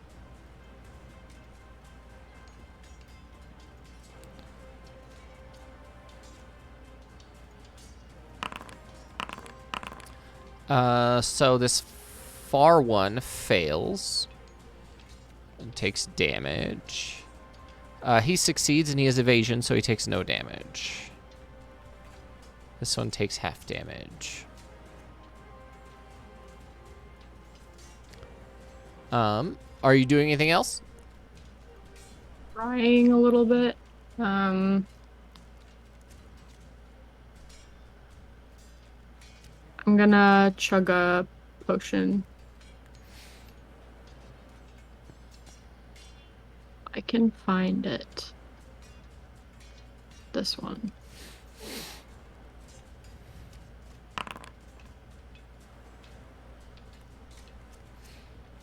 That's it.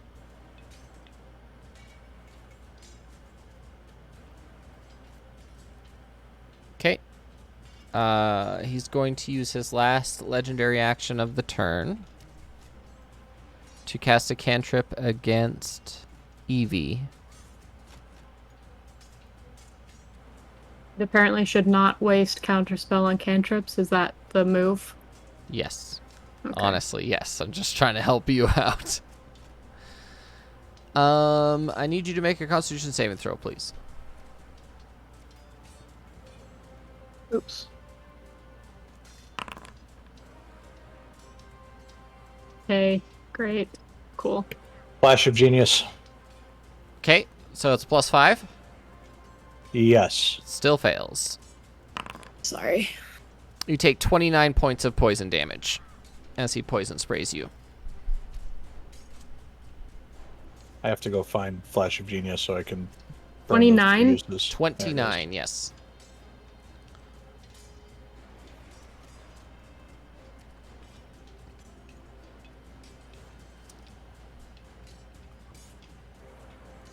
That brings us to Casimir, who is alive with 1 hit point. He's going to attack this guy. He's gonna recklessly attack because he needs to. He misses his first attack and his second attack because I can't roll with him right now because he's almost dead. Oh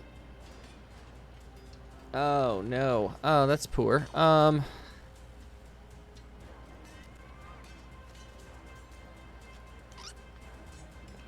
I can't really do anything about this. He's just gonna drink a potion. He's gonna give himself a little potion. See if he can When survive. Casimir's drinking potions, you know you're fucked. I'm with one old man. Solid turn, Cass. Swing twice and chug. That brings us to Technician. What are you doing? Okay, so what we are doing is playing the well, that's not very good, is it? What's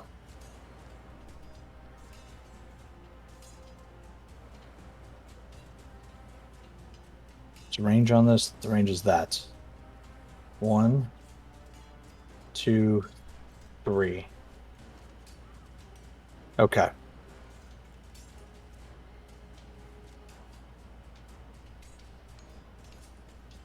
All right. So we're going to cast Aid. I don't think I have a 3rd level spell slot. Oh, I don't. Good. Excellent. We're going to cast Aid on Evie, myself, and Lowerchick. Okay. Did I already click it? I did not You already have click not. it. Okay. Uh,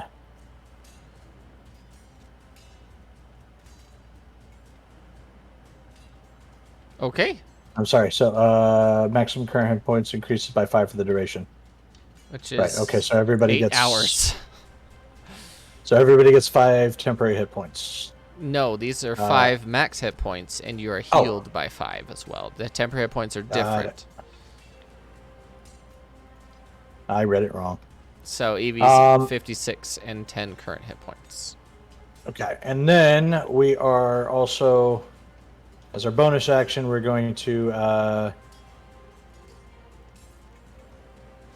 use a potion of healing on Evie. Okay. Thank you. Sounds good. And that is it. Can't do anything else. All right. The Death Knight only has 4 hit points left, so he's going to burn up from the spiritual guardians, the spirit guardians. He's going to burn to ash in the aura. So that brings us to Aerith. She regens hit points. And then she has to make a constitution, or wisdom, is it wisdom? I think it's wisdom against spirit guardians. Spirit guardians is wisdom.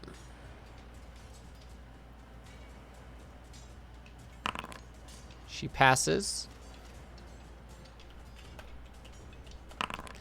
So she takes full damage because she's weak against radiant.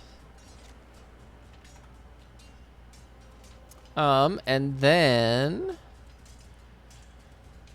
Oh, she's going to use her full action to make 2 fist attacks and 2 longsword attacks against Callum. Or no, she's going to kill Casimir. And she gets them at advantage because he was reckless. That's a hit. That's a miss.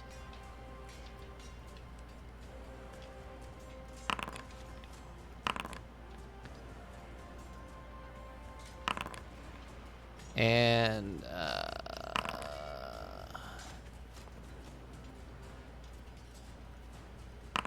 Casimir's dead. Fully dead. And not downed, but dead. Dead. She took him down to 0 with the first hit at 34 damage, reduced by half.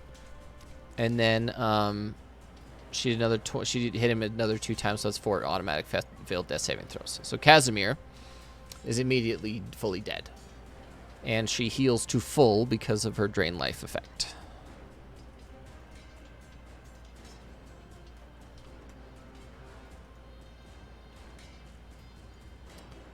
Like dead forever dead? Dead. She turns around and pulls her sword out, and she scrapes him with her claws, and then she goes, whoom. As he goes to the ground, she pushes it farther in, whoom, and then rips it out, and you can see the blood on it, and she licks the blood off of her blade and turns back to Callum.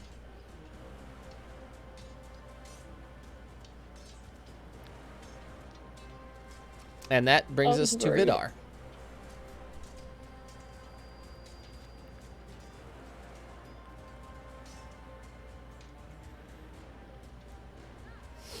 This is the one that got hit by the fireball, right? The top one. Which one? The top worm is the one that got hit by the fireball. Yes, is the one that he failed the saving throw.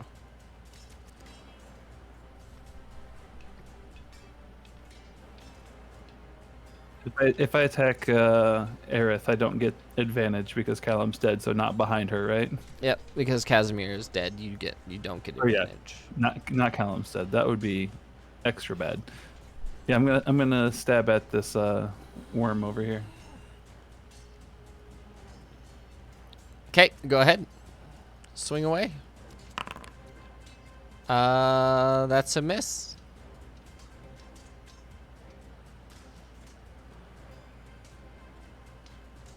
And I'm gonna do the offhand at that guy too. Okay. That's a hit.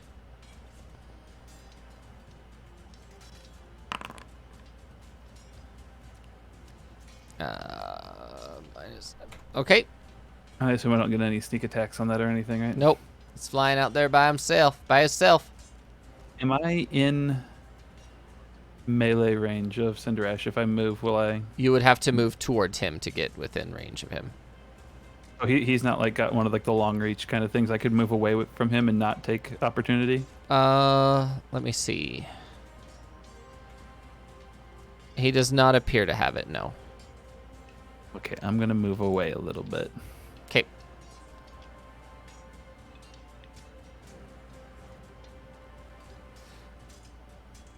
And that's my turn. Okay. The Deathworms are going to swoop in on you.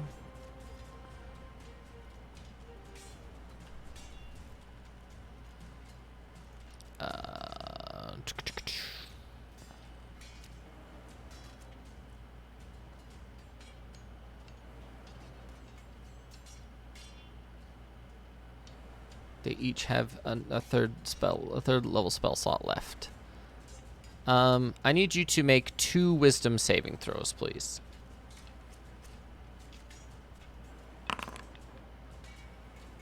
Okay. I'm still unable to react, right?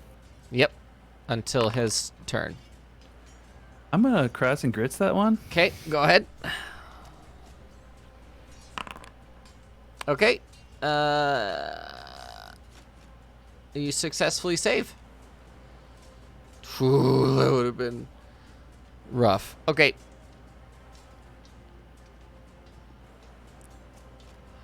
Okay, that's it for the Deathworms, and it comes Cinderash. He gets all 3 of his legendary actions back now. He still only has 2 legendary resistances left.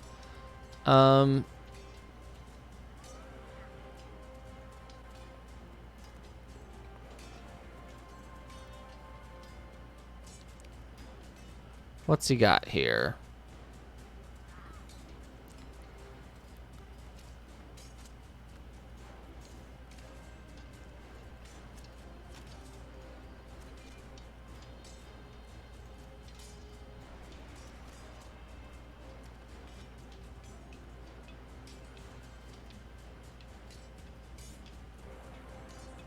I need everyone in that cone to make a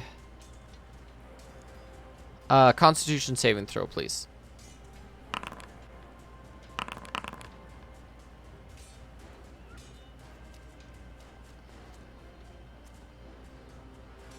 How many hit points should Defender have, by the way? Defender should have 42. I figured this out last time. I changed it mid-session. He should have 42? Okay. He should have 42. Yep. Okay. Does anybody want Flash of Genius on theirs? No? You sure? All right.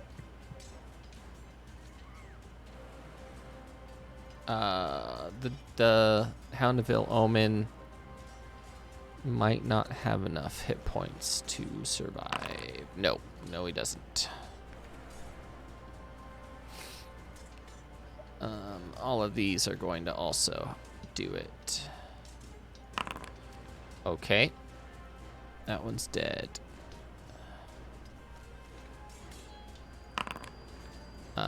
This one takes... Okay, so everyone in the cone, it takes 40 points of cold damage. Loershik and Vidar, you both take 20 points of cold damage.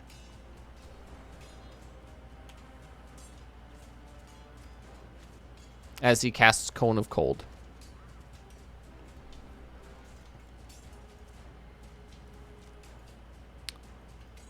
And that is the end of his turn.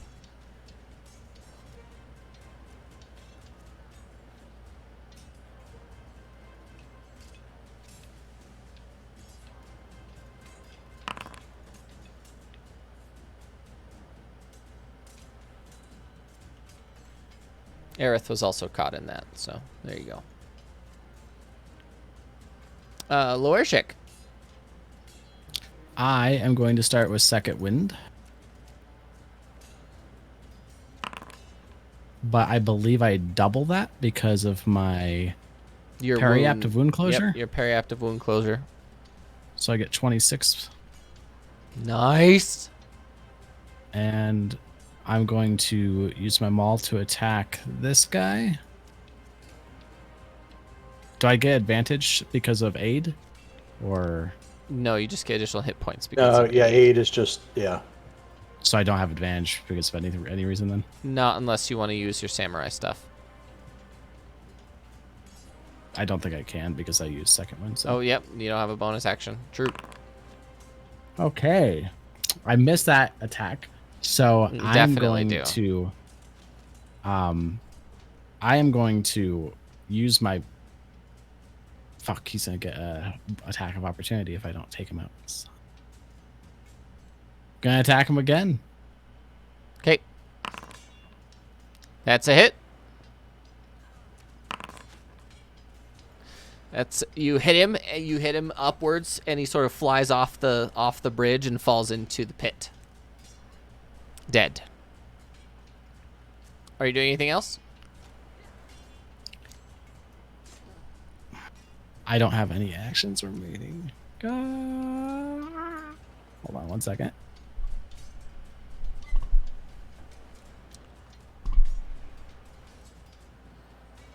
Nope, I can't do anything else. But I can now react, right? Yes, you can use reactions going now. I'm gonna use my movement to move on the right here. Okay.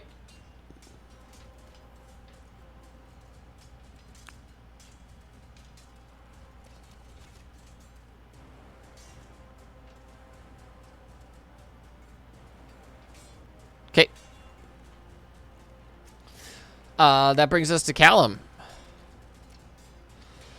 Callum is, again, going to try...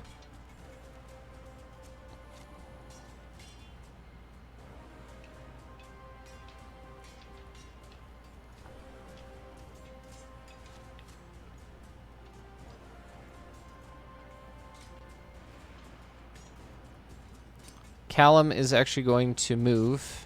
1, 2, 5, 6. And he's going to take an attack of opportunity from this lady. Who hits him for fucking insane amounts of damage.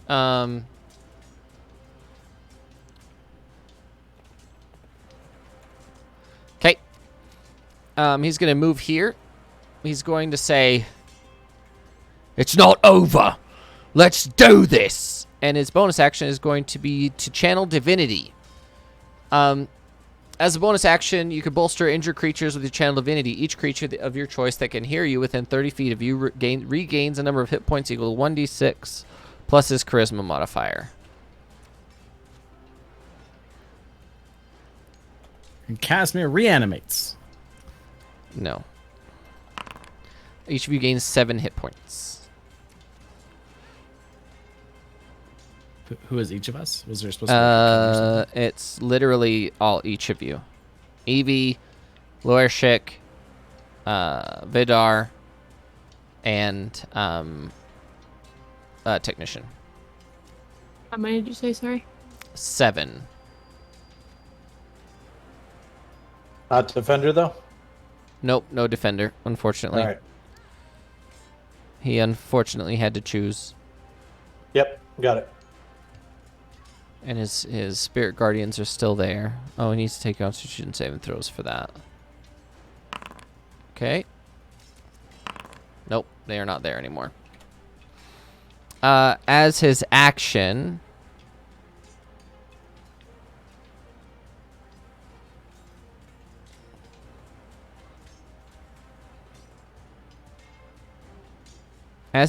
he's going to cast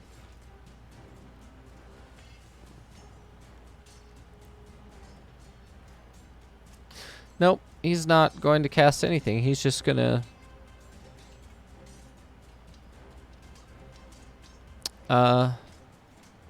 he's going to use a dash action to get within reach of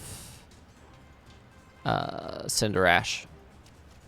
And at the end of Callum's turn, Cinder Ash is going to use a legendary action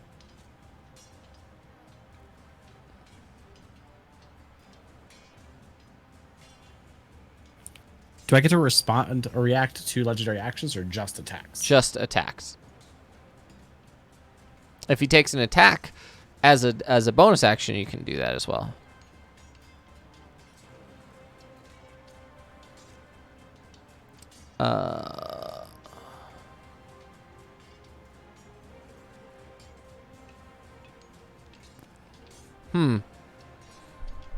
He is actually going to use 2 of his legendary actions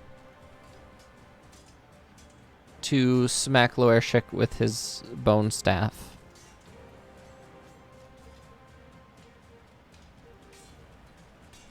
He had his headphones off for that. That's so good. Yeah, Lorechik, did you catch that? You're getting boned. I did not, sorry. You're getting boned. With the bone staff. A bone staff. Bone staff. From Cinder Ash, the guy who's been almost dead, but we've decided to fight flying beings this whole time.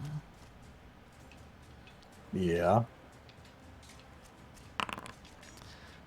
He hits you for 21 points of damage. He bonks you. Get bonked. I can't react to that because he's not. Fuck.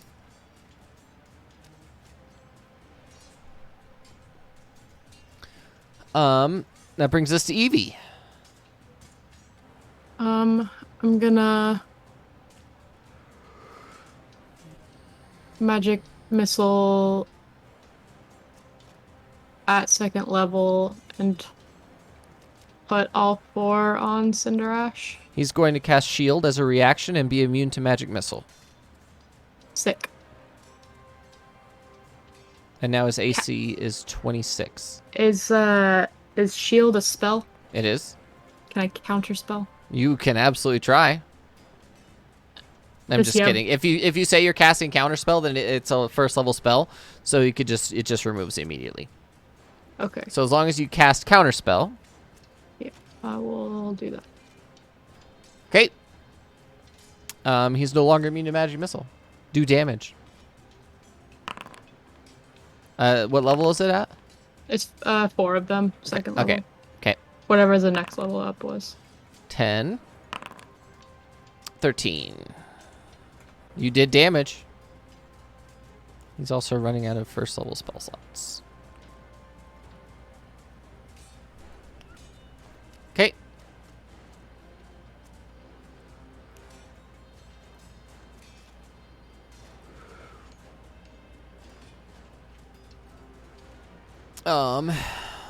That brings us to Technician, unless you have something else to do.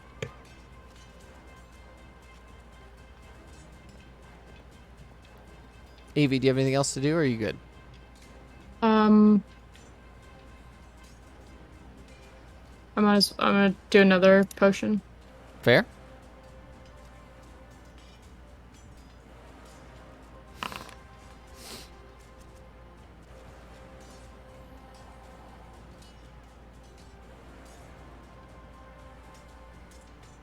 Okay, so you healed for 5. That brings us to Technician.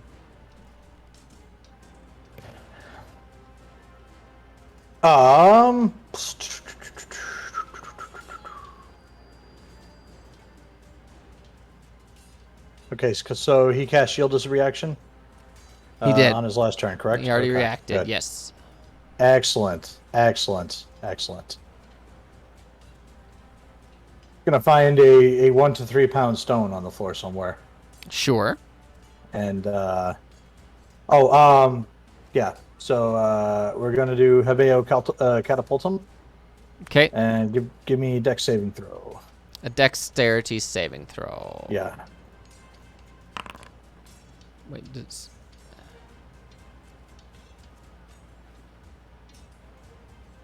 He does have advantage on that because he's a master of the undead, and he fails. He's going to use legendary resistance to automatically pass a saving throw. So does he take half Okay. damage? Let me double check. I'm not sure. Oh, he has evasion, so he takes no damage from successful dexterity saving throws.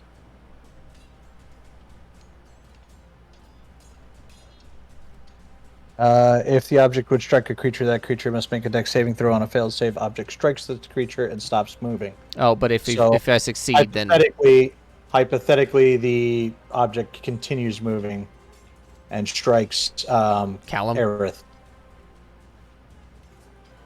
Callum would technically be in the way. Callum. Yeah, Callum would be in the way. Well, Callum's going to make a dexterity saving throw then. It's only fair, right? Yeah, you're And right. he fails hard too. Cool. A flash of genius for Callum? Actually, he gets a bonus to saving throws because of his aura, right? Don't they get like fucking? Hold on.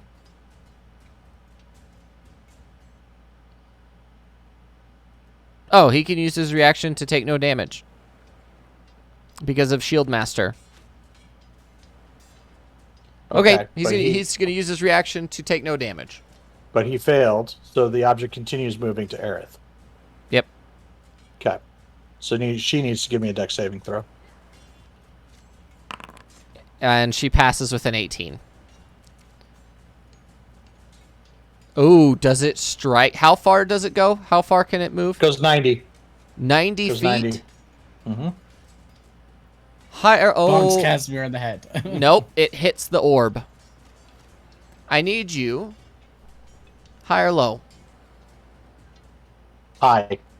Okay, go and roll me a D100, please.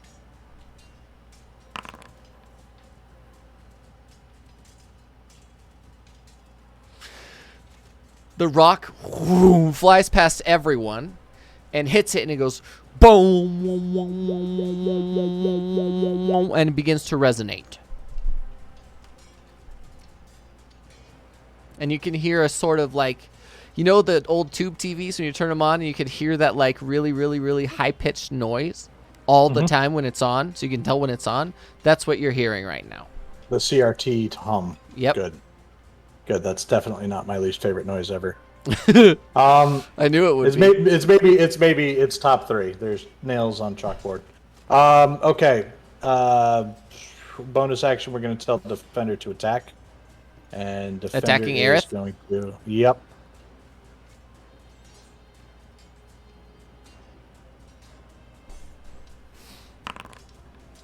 Okay. I haven't hit a single attack. Nope. You hit one with him. You've hit one with him. I don't even think I hit that.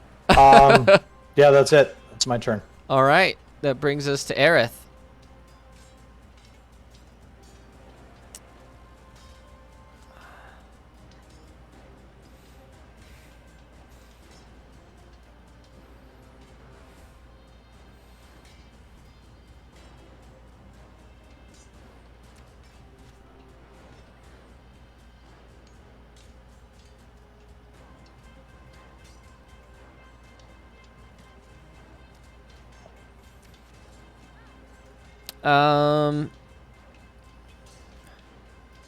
How far is Vidar away from Aerith? 30 feet. Perfect.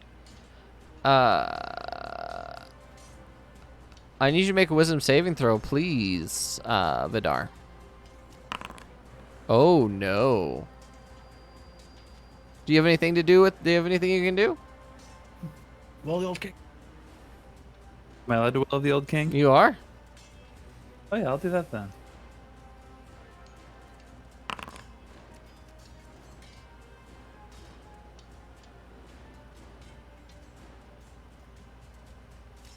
Okay. she's going to move to you. If Defender would like to take an attack of opportunity, he can. Yes, he would. That's a miss. Oh, wait, no, that's a hit. That's a hit. Yes, yes, excellent. Wow. Excellent hit. That's a lot of damage. Is it though? No.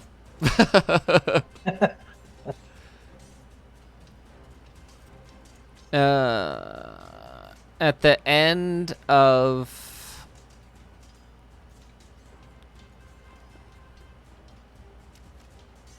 Okay.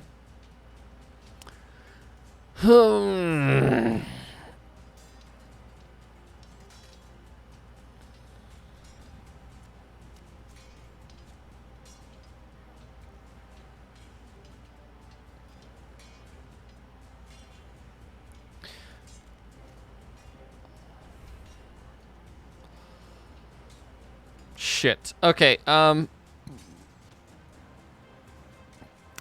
use his last legendary action of this turn to move again. The skull, Cinderesh, He's Huh? susceptible to attacks of opportunity, isn't he? not during this specific legendary action, Nope. moves Alrighty. up to its speed without provoking attacks of opportunity.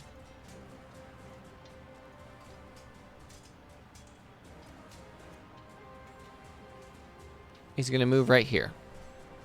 That's his last legendary action. Vidar.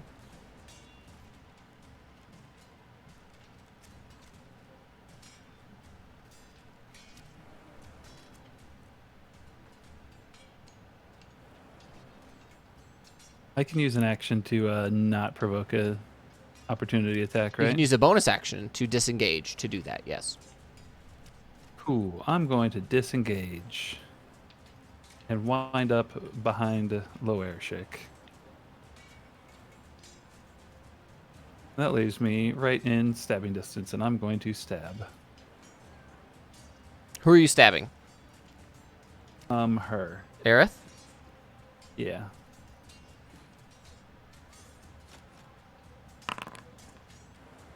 No.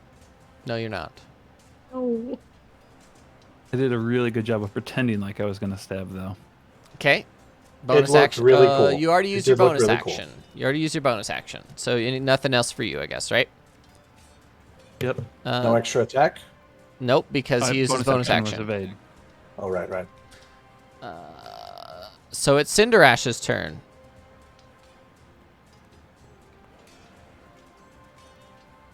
He has another cone of cold that he can do. And look at where all of you are. You're inside of it. I shield. Shield doesn't do that. What? I don't understand any of these things. Shield gives you AC. Cone of cold requires you to make a Constitution saving throw. Okay. If he moves it there, he doesn't hit his friend. Unless you would like to counterspell if you have that, you could I don't try to have any. counterspell. Oh, okay. I need everyone to make Constitution saving throws, please. If you are within 10 feet of Callum, you get +4. I'm going to Will of the Old King. Okay. Same. I could use a flash of genius or something. Also, I'm within 10 feet of Callum. So you're at Yeah, Vidar gets 13. Flash of Genius. 18 will make you hit it exactly. Evie is currently failing at the moment. It's a reaction. I can only do it once. Yep. Yeah. I just used my Will Old King. Does crossing grids? Crossing Grits. Yep, you can cross and grits if you'd like. And if it's lower than that, that's even worse. I guess Ye- it doesn't matter if that doesn't save. Either you succeed or you fail. There's no degrees of failure. Oh, Okay. neat. So you all succeed, which means you take half damage from this. But it's Which is still 8d8 ridiculous. damage. So you're each taking 19 points of cold damage.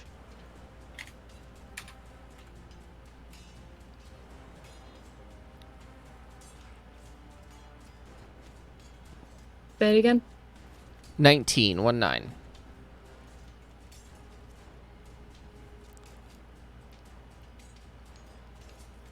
Okay. And that brings us to Lorshik.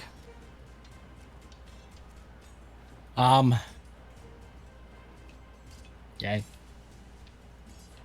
I am going to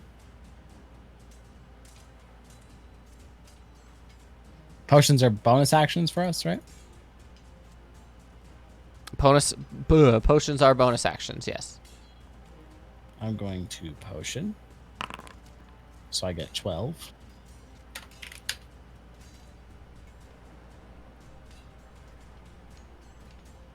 Can I use another one as an action?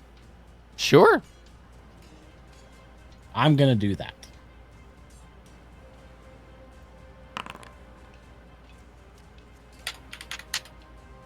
And I am going to stay put.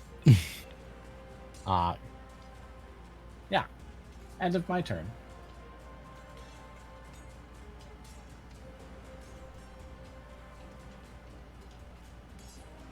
At the end of your turn, he's going to use a legendary action to use a cantrip. And that cantrip is going to be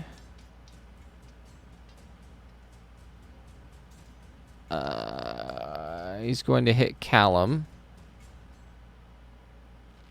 Oh wait, that would be poor. He's going to hit Callum with a Ray of Frost. He's going to try to anyway. He does not. Callum is going to walk up. He's going to go all in on hitting Aerith.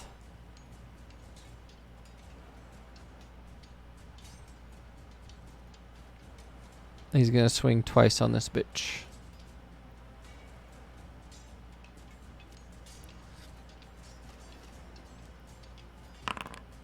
That's a hit. That's a miss. He's going to use his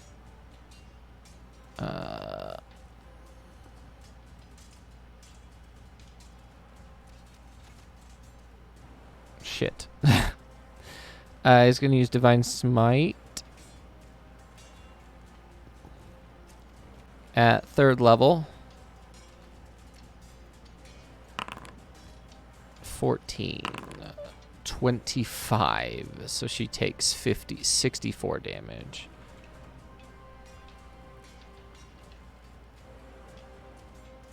He's also going to use... That's it.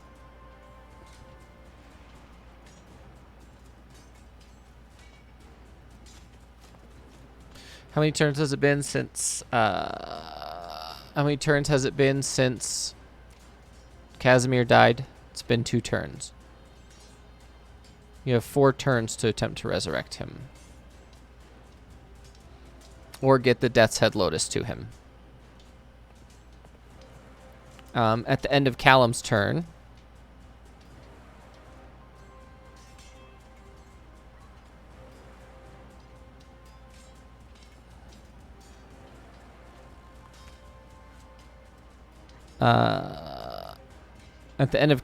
he's going to use another legendary action to move to Casimir's body.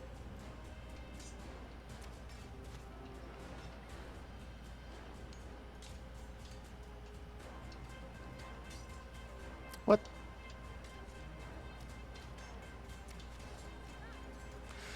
And that it brings us to Evie.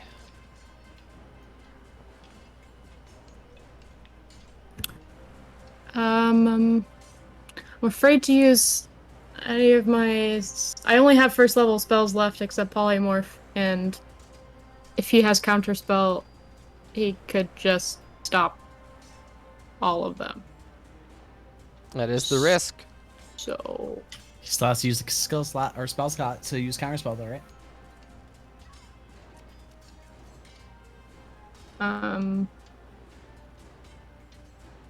I can't do anything else, so I will use Magic Missile.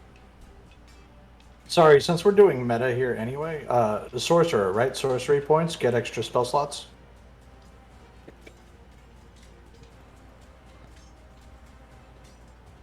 I have a thing that says sorcery points, but the only thing I knew I could use them for was... You can convert sorcery points. It doesn't Where- have the rate of exchange, but give me a second.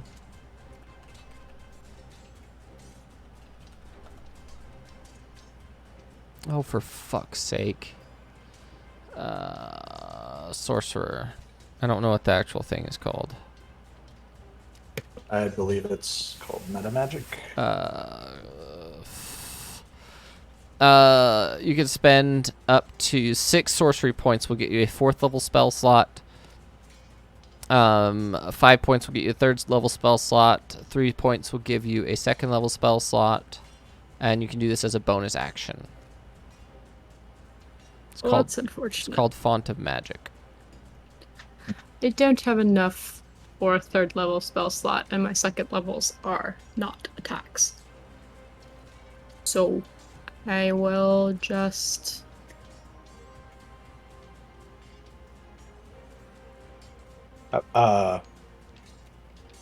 Sorry, how many do you have? 4. You have 4 left? Okay. Yeah. I'll just use Magic Missile 1st level on the lady friend. On Aerith? Yeah. Okay.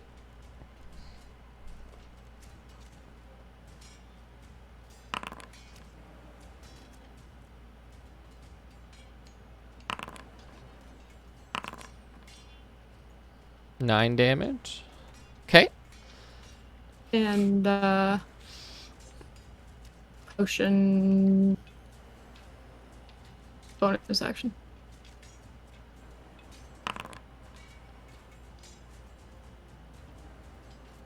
Okay.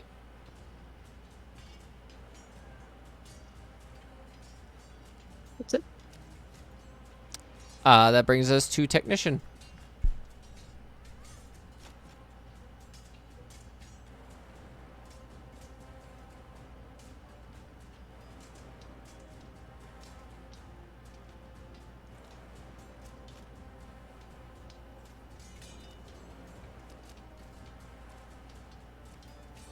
All right, technician is going to look at Evie and say, "Give me the flower."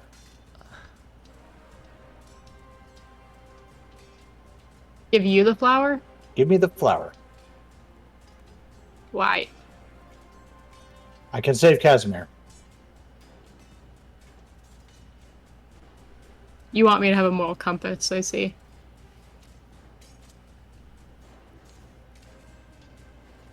Here's the flower. Okay.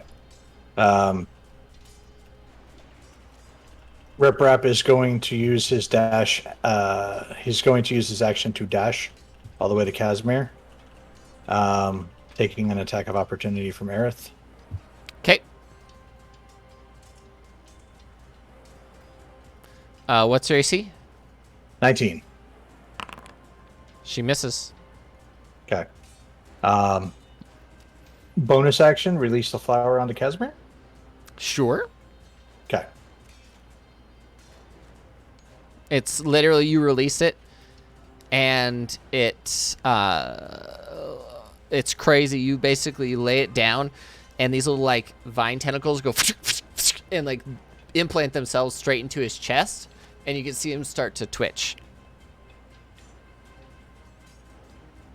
Okay. Anything Good. else? No, that was action, movement, and bonus action. So that's it. Okay. Here we go. Is defender stuff always a bonus action? Yes. Yeah, I have to tell defender what to do. Otherwise, defender will just deflect. That's the one automatic action, but it's a reaction, so he can only do it once.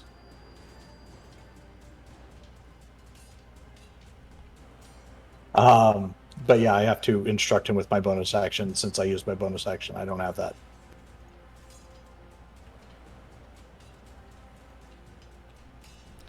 Okay. She's going to attempt to not use divine or thunderous smite to knock Callum into the pit.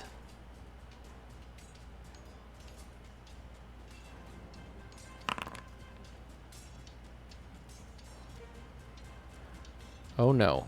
Okay.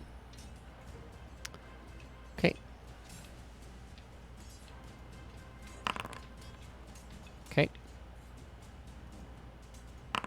Okay.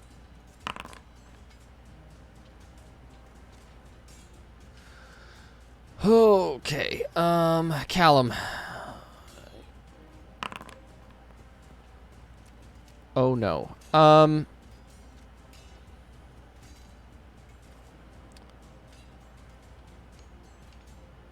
She turns to Callum and attempts to hit him, and her attacks just plink off his armor. She winds back and punches him in the chest, and he flies off. But at the last second, because he literally saved by 1, he is hanging off of the bridge. And she also does...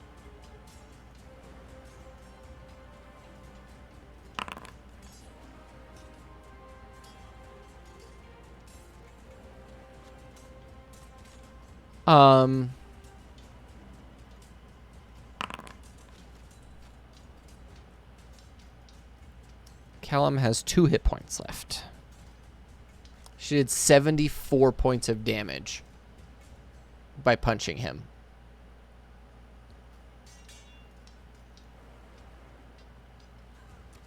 I was apparently wrong to be worried about the Lich. Vidar, it's your turn. I'm gonna go stabbing at that lady.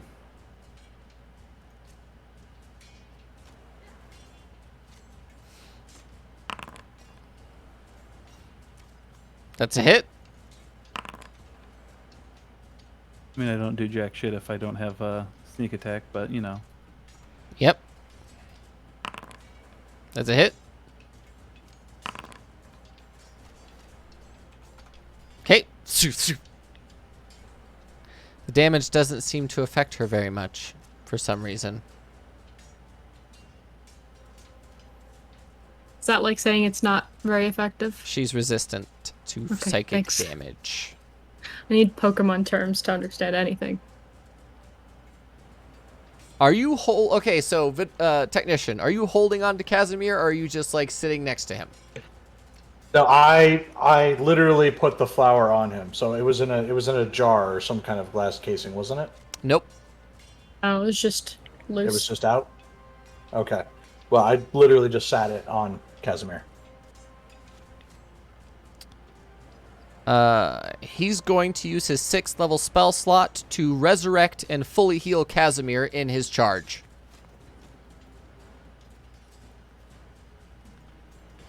So he bends down and this sickly green energy goes down.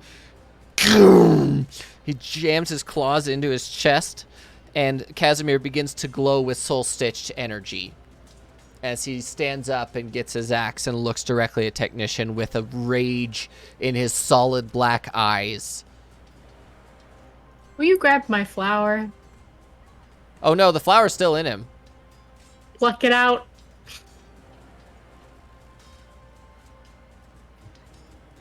Oh boy. Yeah. Yeah.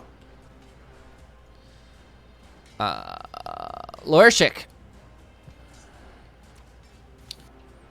If I heal someone else with a potion, do I double the points they heal? No. All right. I run up to this bitch. Okay.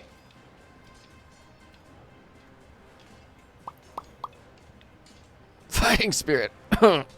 I was just clicking on it.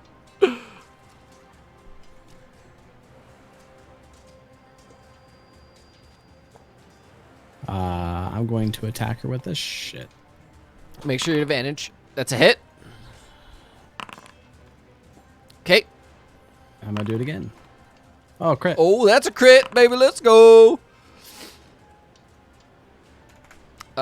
She goes down. She's unconscious. Or wait, she has undead. She's to make a Constitution saving throw versus the damage. And she fails. So she goes to 0 hit points. I use the rest of my movement to walk over to Callum, and I reach to try to grab his other hand. To give him advantage to try and get back up. Yeah. Okay. Callum is going to use his action to use athletics at advantage. 23. Okay, he pulls himself back up.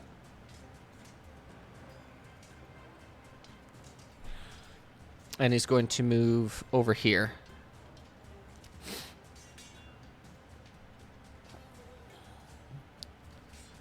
I need to add Casimir back on.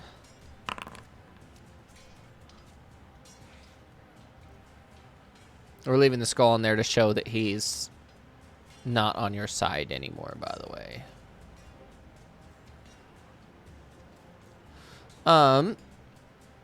That brings us to Evie.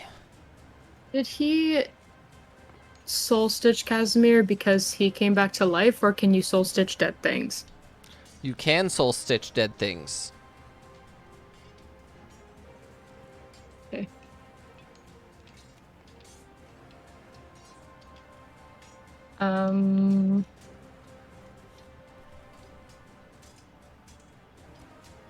I will use my bonus action to get a first level. First level is 3 sorcery points. 2. 2. Okay. So I'll actually take 2 slots back and have no sorcery points. Sounds good. Oh. Okay, and I will do...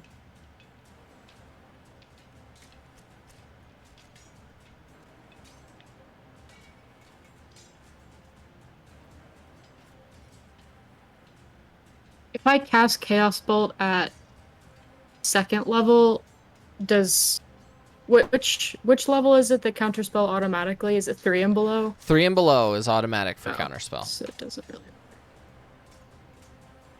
I'll just do first level Chaos Bolt. Wait, Magic Missile or Chaos Bolt? I swear I hit Chaos Bolt. Sorry. Well, give yourself that spell slot yeah. back. There you go. Who are you shooting at? I'll do the lady again. Oh, you're hitting her while she has 0 hit points? Oh no, I didn't know she was dead. Or him then. Oh, She's not dead. She's unconscious. But yes. I don't know what that means. If you're dead, you can't act. If you're unconscious, if she rolls a nat 20 on her death saving throw, she stands up with 1 hit point. Okay. Well, I already rolled against him, so. Well, that's awesome. There you go. Now roll damage at critical. Yes. 4, 4, 4, 4. Okay, so that means you can roll another Chaos Bolt attack against another target next to him. Another creature within your choice. It says within 30 feet, yeah. Feet. So I guess it has to be Casimir though. Yep. Okay, so do I use the same one to do damage again? No, you have to hit him first. You roll okay. another attack first against Casimir. Okay. And Normal. either that damage could be thunder or force damage. By the way, so which one would you Okay. like it to be? Against the Lich. Force is fine. Okay. That misses Casimir. Okay. Flash of Genius. How far away can you be when you use it? 30. Then no. No. I'm double checking that. Okay, I think verify. I think it's 30, but yep. 30. Yep, my bad. It's Can fine. he unflash of Genius Casimir? Not quite. Flash of Dumb.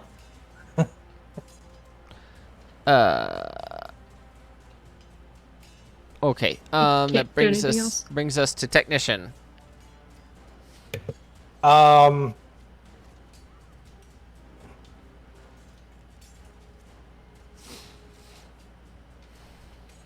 Gonna do. We're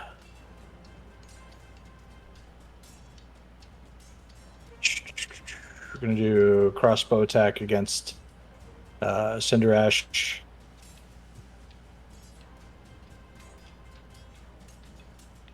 They get their full turn if they come back with a nat 20. Does 19 hit Cinder Ash? It does. Okay. Good. And second attack. That weapon is magical, correct? Yes. Okay. That's a hit for sure.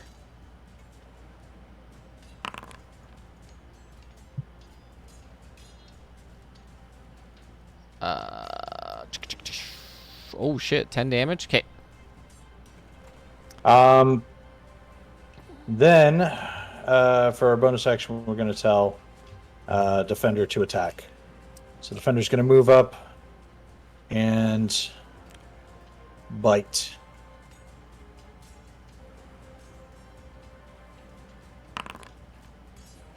What? He hit. That's a lot of damage, dude. That's max damage for that, I think. Yeah. Isn't it? Yeah, it is. That was great. Good work. Good work, Defender. Okay. Okay. That brings us to Aerith. She needs to make a death saving throw, which is just a d20. Because she's not a player, it doesn't have that as an option. Okay. There's that. She did not roll a nat 20, in case you're wondering. Vidar, it's your turn.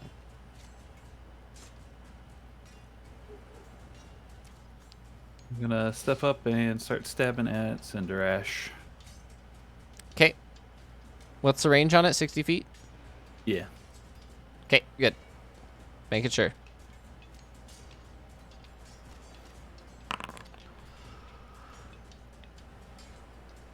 That does not hit him. Flash of Genius. Are you within 30 feet? I am. Damn it. I keep thinking he's Lurchik. Nope.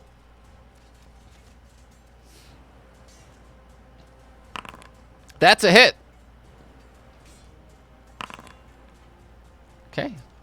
I don't get sneak attack because, or do I? Because Because of Defender.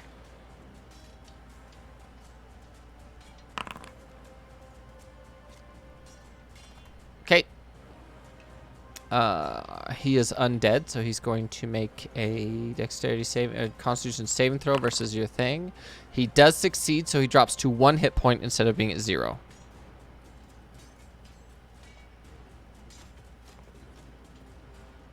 Are you finished, or do you have something else?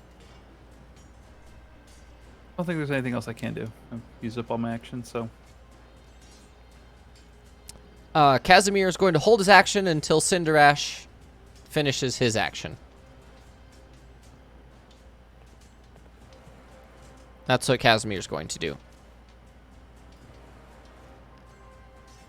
The undead get it every single time they go to 0 hit points. Half-orcs only get it once per day until they get a certain level, and then they can use it twice. That being said, Cinder Ash is going to cast Haste on Casimir.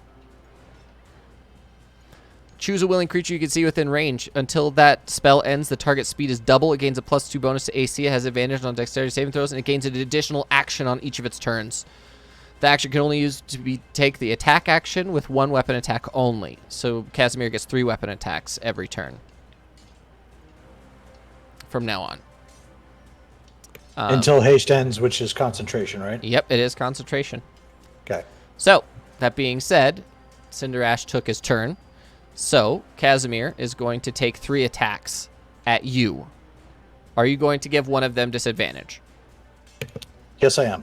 First one. He's going to make all of his attacks reckless, so he gets advantage, but you guys have advantage against him. So he takes this at normal. A 21 hits you. And then the next 2 are at advantage. Shield is a reaction. Okay, cool. What's your AC become then? 24. 24. Okay. So he misses you with all 3 attacks.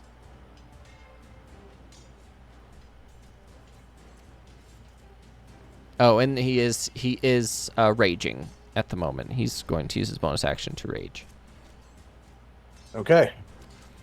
Because he still has 2 rages left after this. He has no relentless endurance. And he didn't hit you, which you should be very, very happy about. Yeah. Um, The name of that game was Don't Get Hit. Loershik. I'm going to start with my maul. And I'm going to bash this bitch's face in. Roger. Advantage. You get advantage because she's. Actually, I'm going to first start with fighting spirit. Oh, I get advantage You already. get advantage because she's unconscious. I'm going to use fighting spirit anyway. For temporary hit points? Yeah. Okay. Yeah, I'm going to use my maul. Oops, I clicked it twice. I think I hit her. Yep, that's 2 failed death saving throws. Okay. So she's dead. Right? Nope. Yes, she is dead because she failed her death saving throw. Cool. And for my second attack, I'm going to pull out my longbow. And? I'm going to shoot our Lich Boy. Okay. With advantage. And I suck so much ass. I'm going to will the old king. Okay.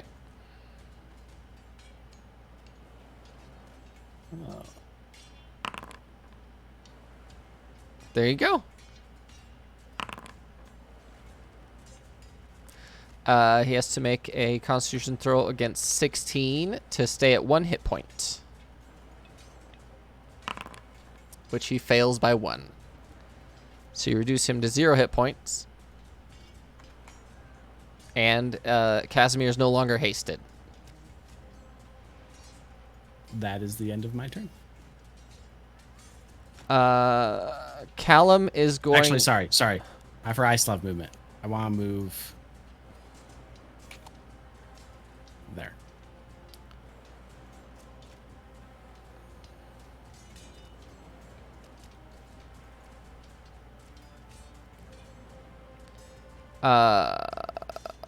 Callum is going to use lay on hands on you to heal you to full. On me? Yep. Dang. Yep. Or so that only went to my normal hit max, but then I have temporary, and it's weird. You see my character whatever sheet. you should be at 67 maximum hit points. Perfect. Okay. Then his bonus action is that's it. He has no channel divinities. She can't shove because he's not close enough. Because he can't move through. That's literally all he's got. What does he have? Any bonus action spells he can do? Hold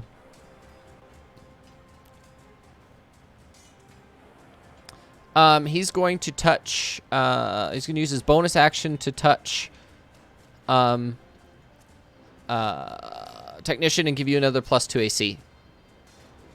With Shield of Faith. All right, so base AC 21 plus 5 for shield for the rest of this turn Yep. until the start of my next turn? Yep. Well, and then the AC one happens until either Callum goes away or he loses concentration. So Gotcha. that brings us to Evie.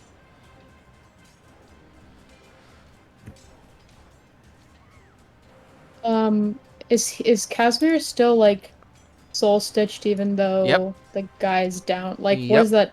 It's permanent. How's permanent? You don't know. Okay.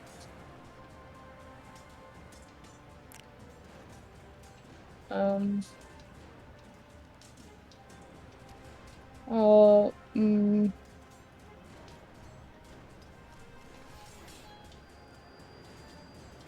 Magic missile, Casimir at 4th level. At 4th level? Yeah. Okay. So that means you do 3, 6, 5, 7, 10, 15, 19, 23. He's not resistant to that damage. Anything else? Nope.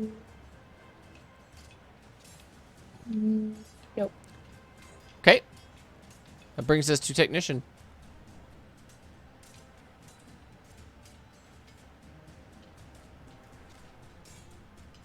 I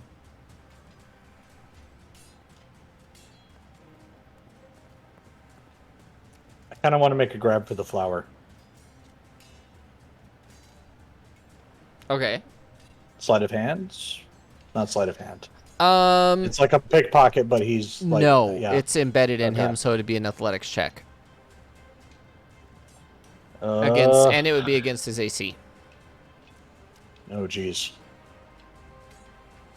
I'm not even sure I can roll that. I don't even know if it's gonna help anything, so I wouldn't waste Well, it. it's probably not going to stop Casimir, but I want to get the flower back for you because that was obviously It's fine. I can find more magic items in some dungeon somewhere. You could just go back to John Benton. He's not particularly Just enthusiastic kill about him. living. It's just, okay.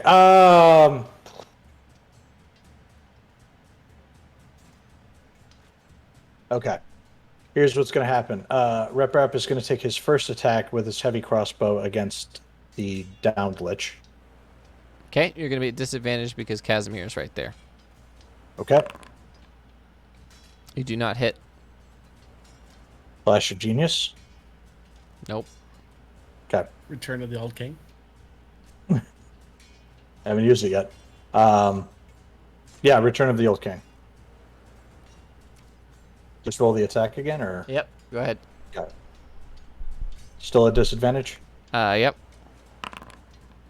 That is a hit.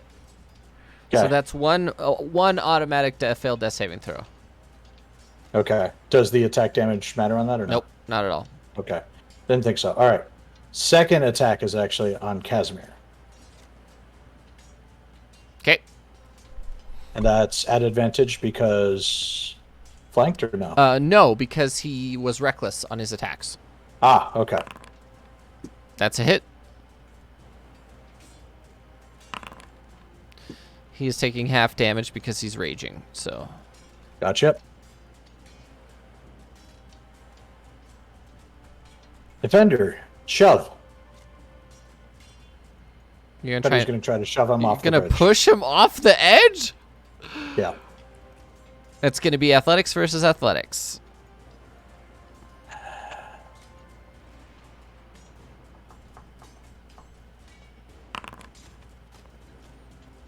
He's raging, so he has advantage.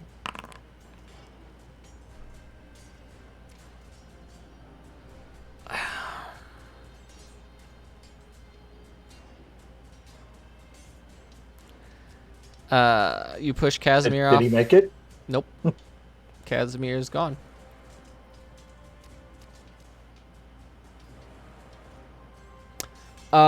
Casimir, as a last form, is going to use his tail to try and pull the lich's body with him. He's going to use his reaction to make an attack against the lich's body to see if he can pull the body with him. 27.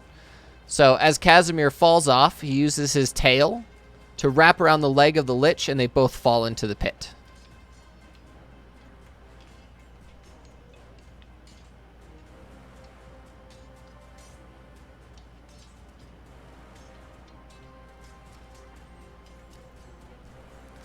And that is it for combat and this episode of Soulforged.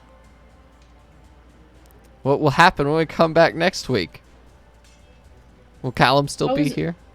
I was joking about the memorial for Casimir at the beginning of this episode, but apparently we'll be doing that. All right.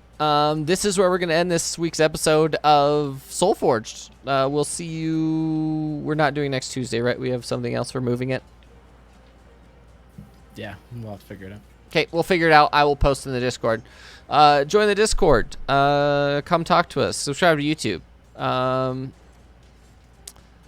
There could potentially be loot. We'll figure that out next week.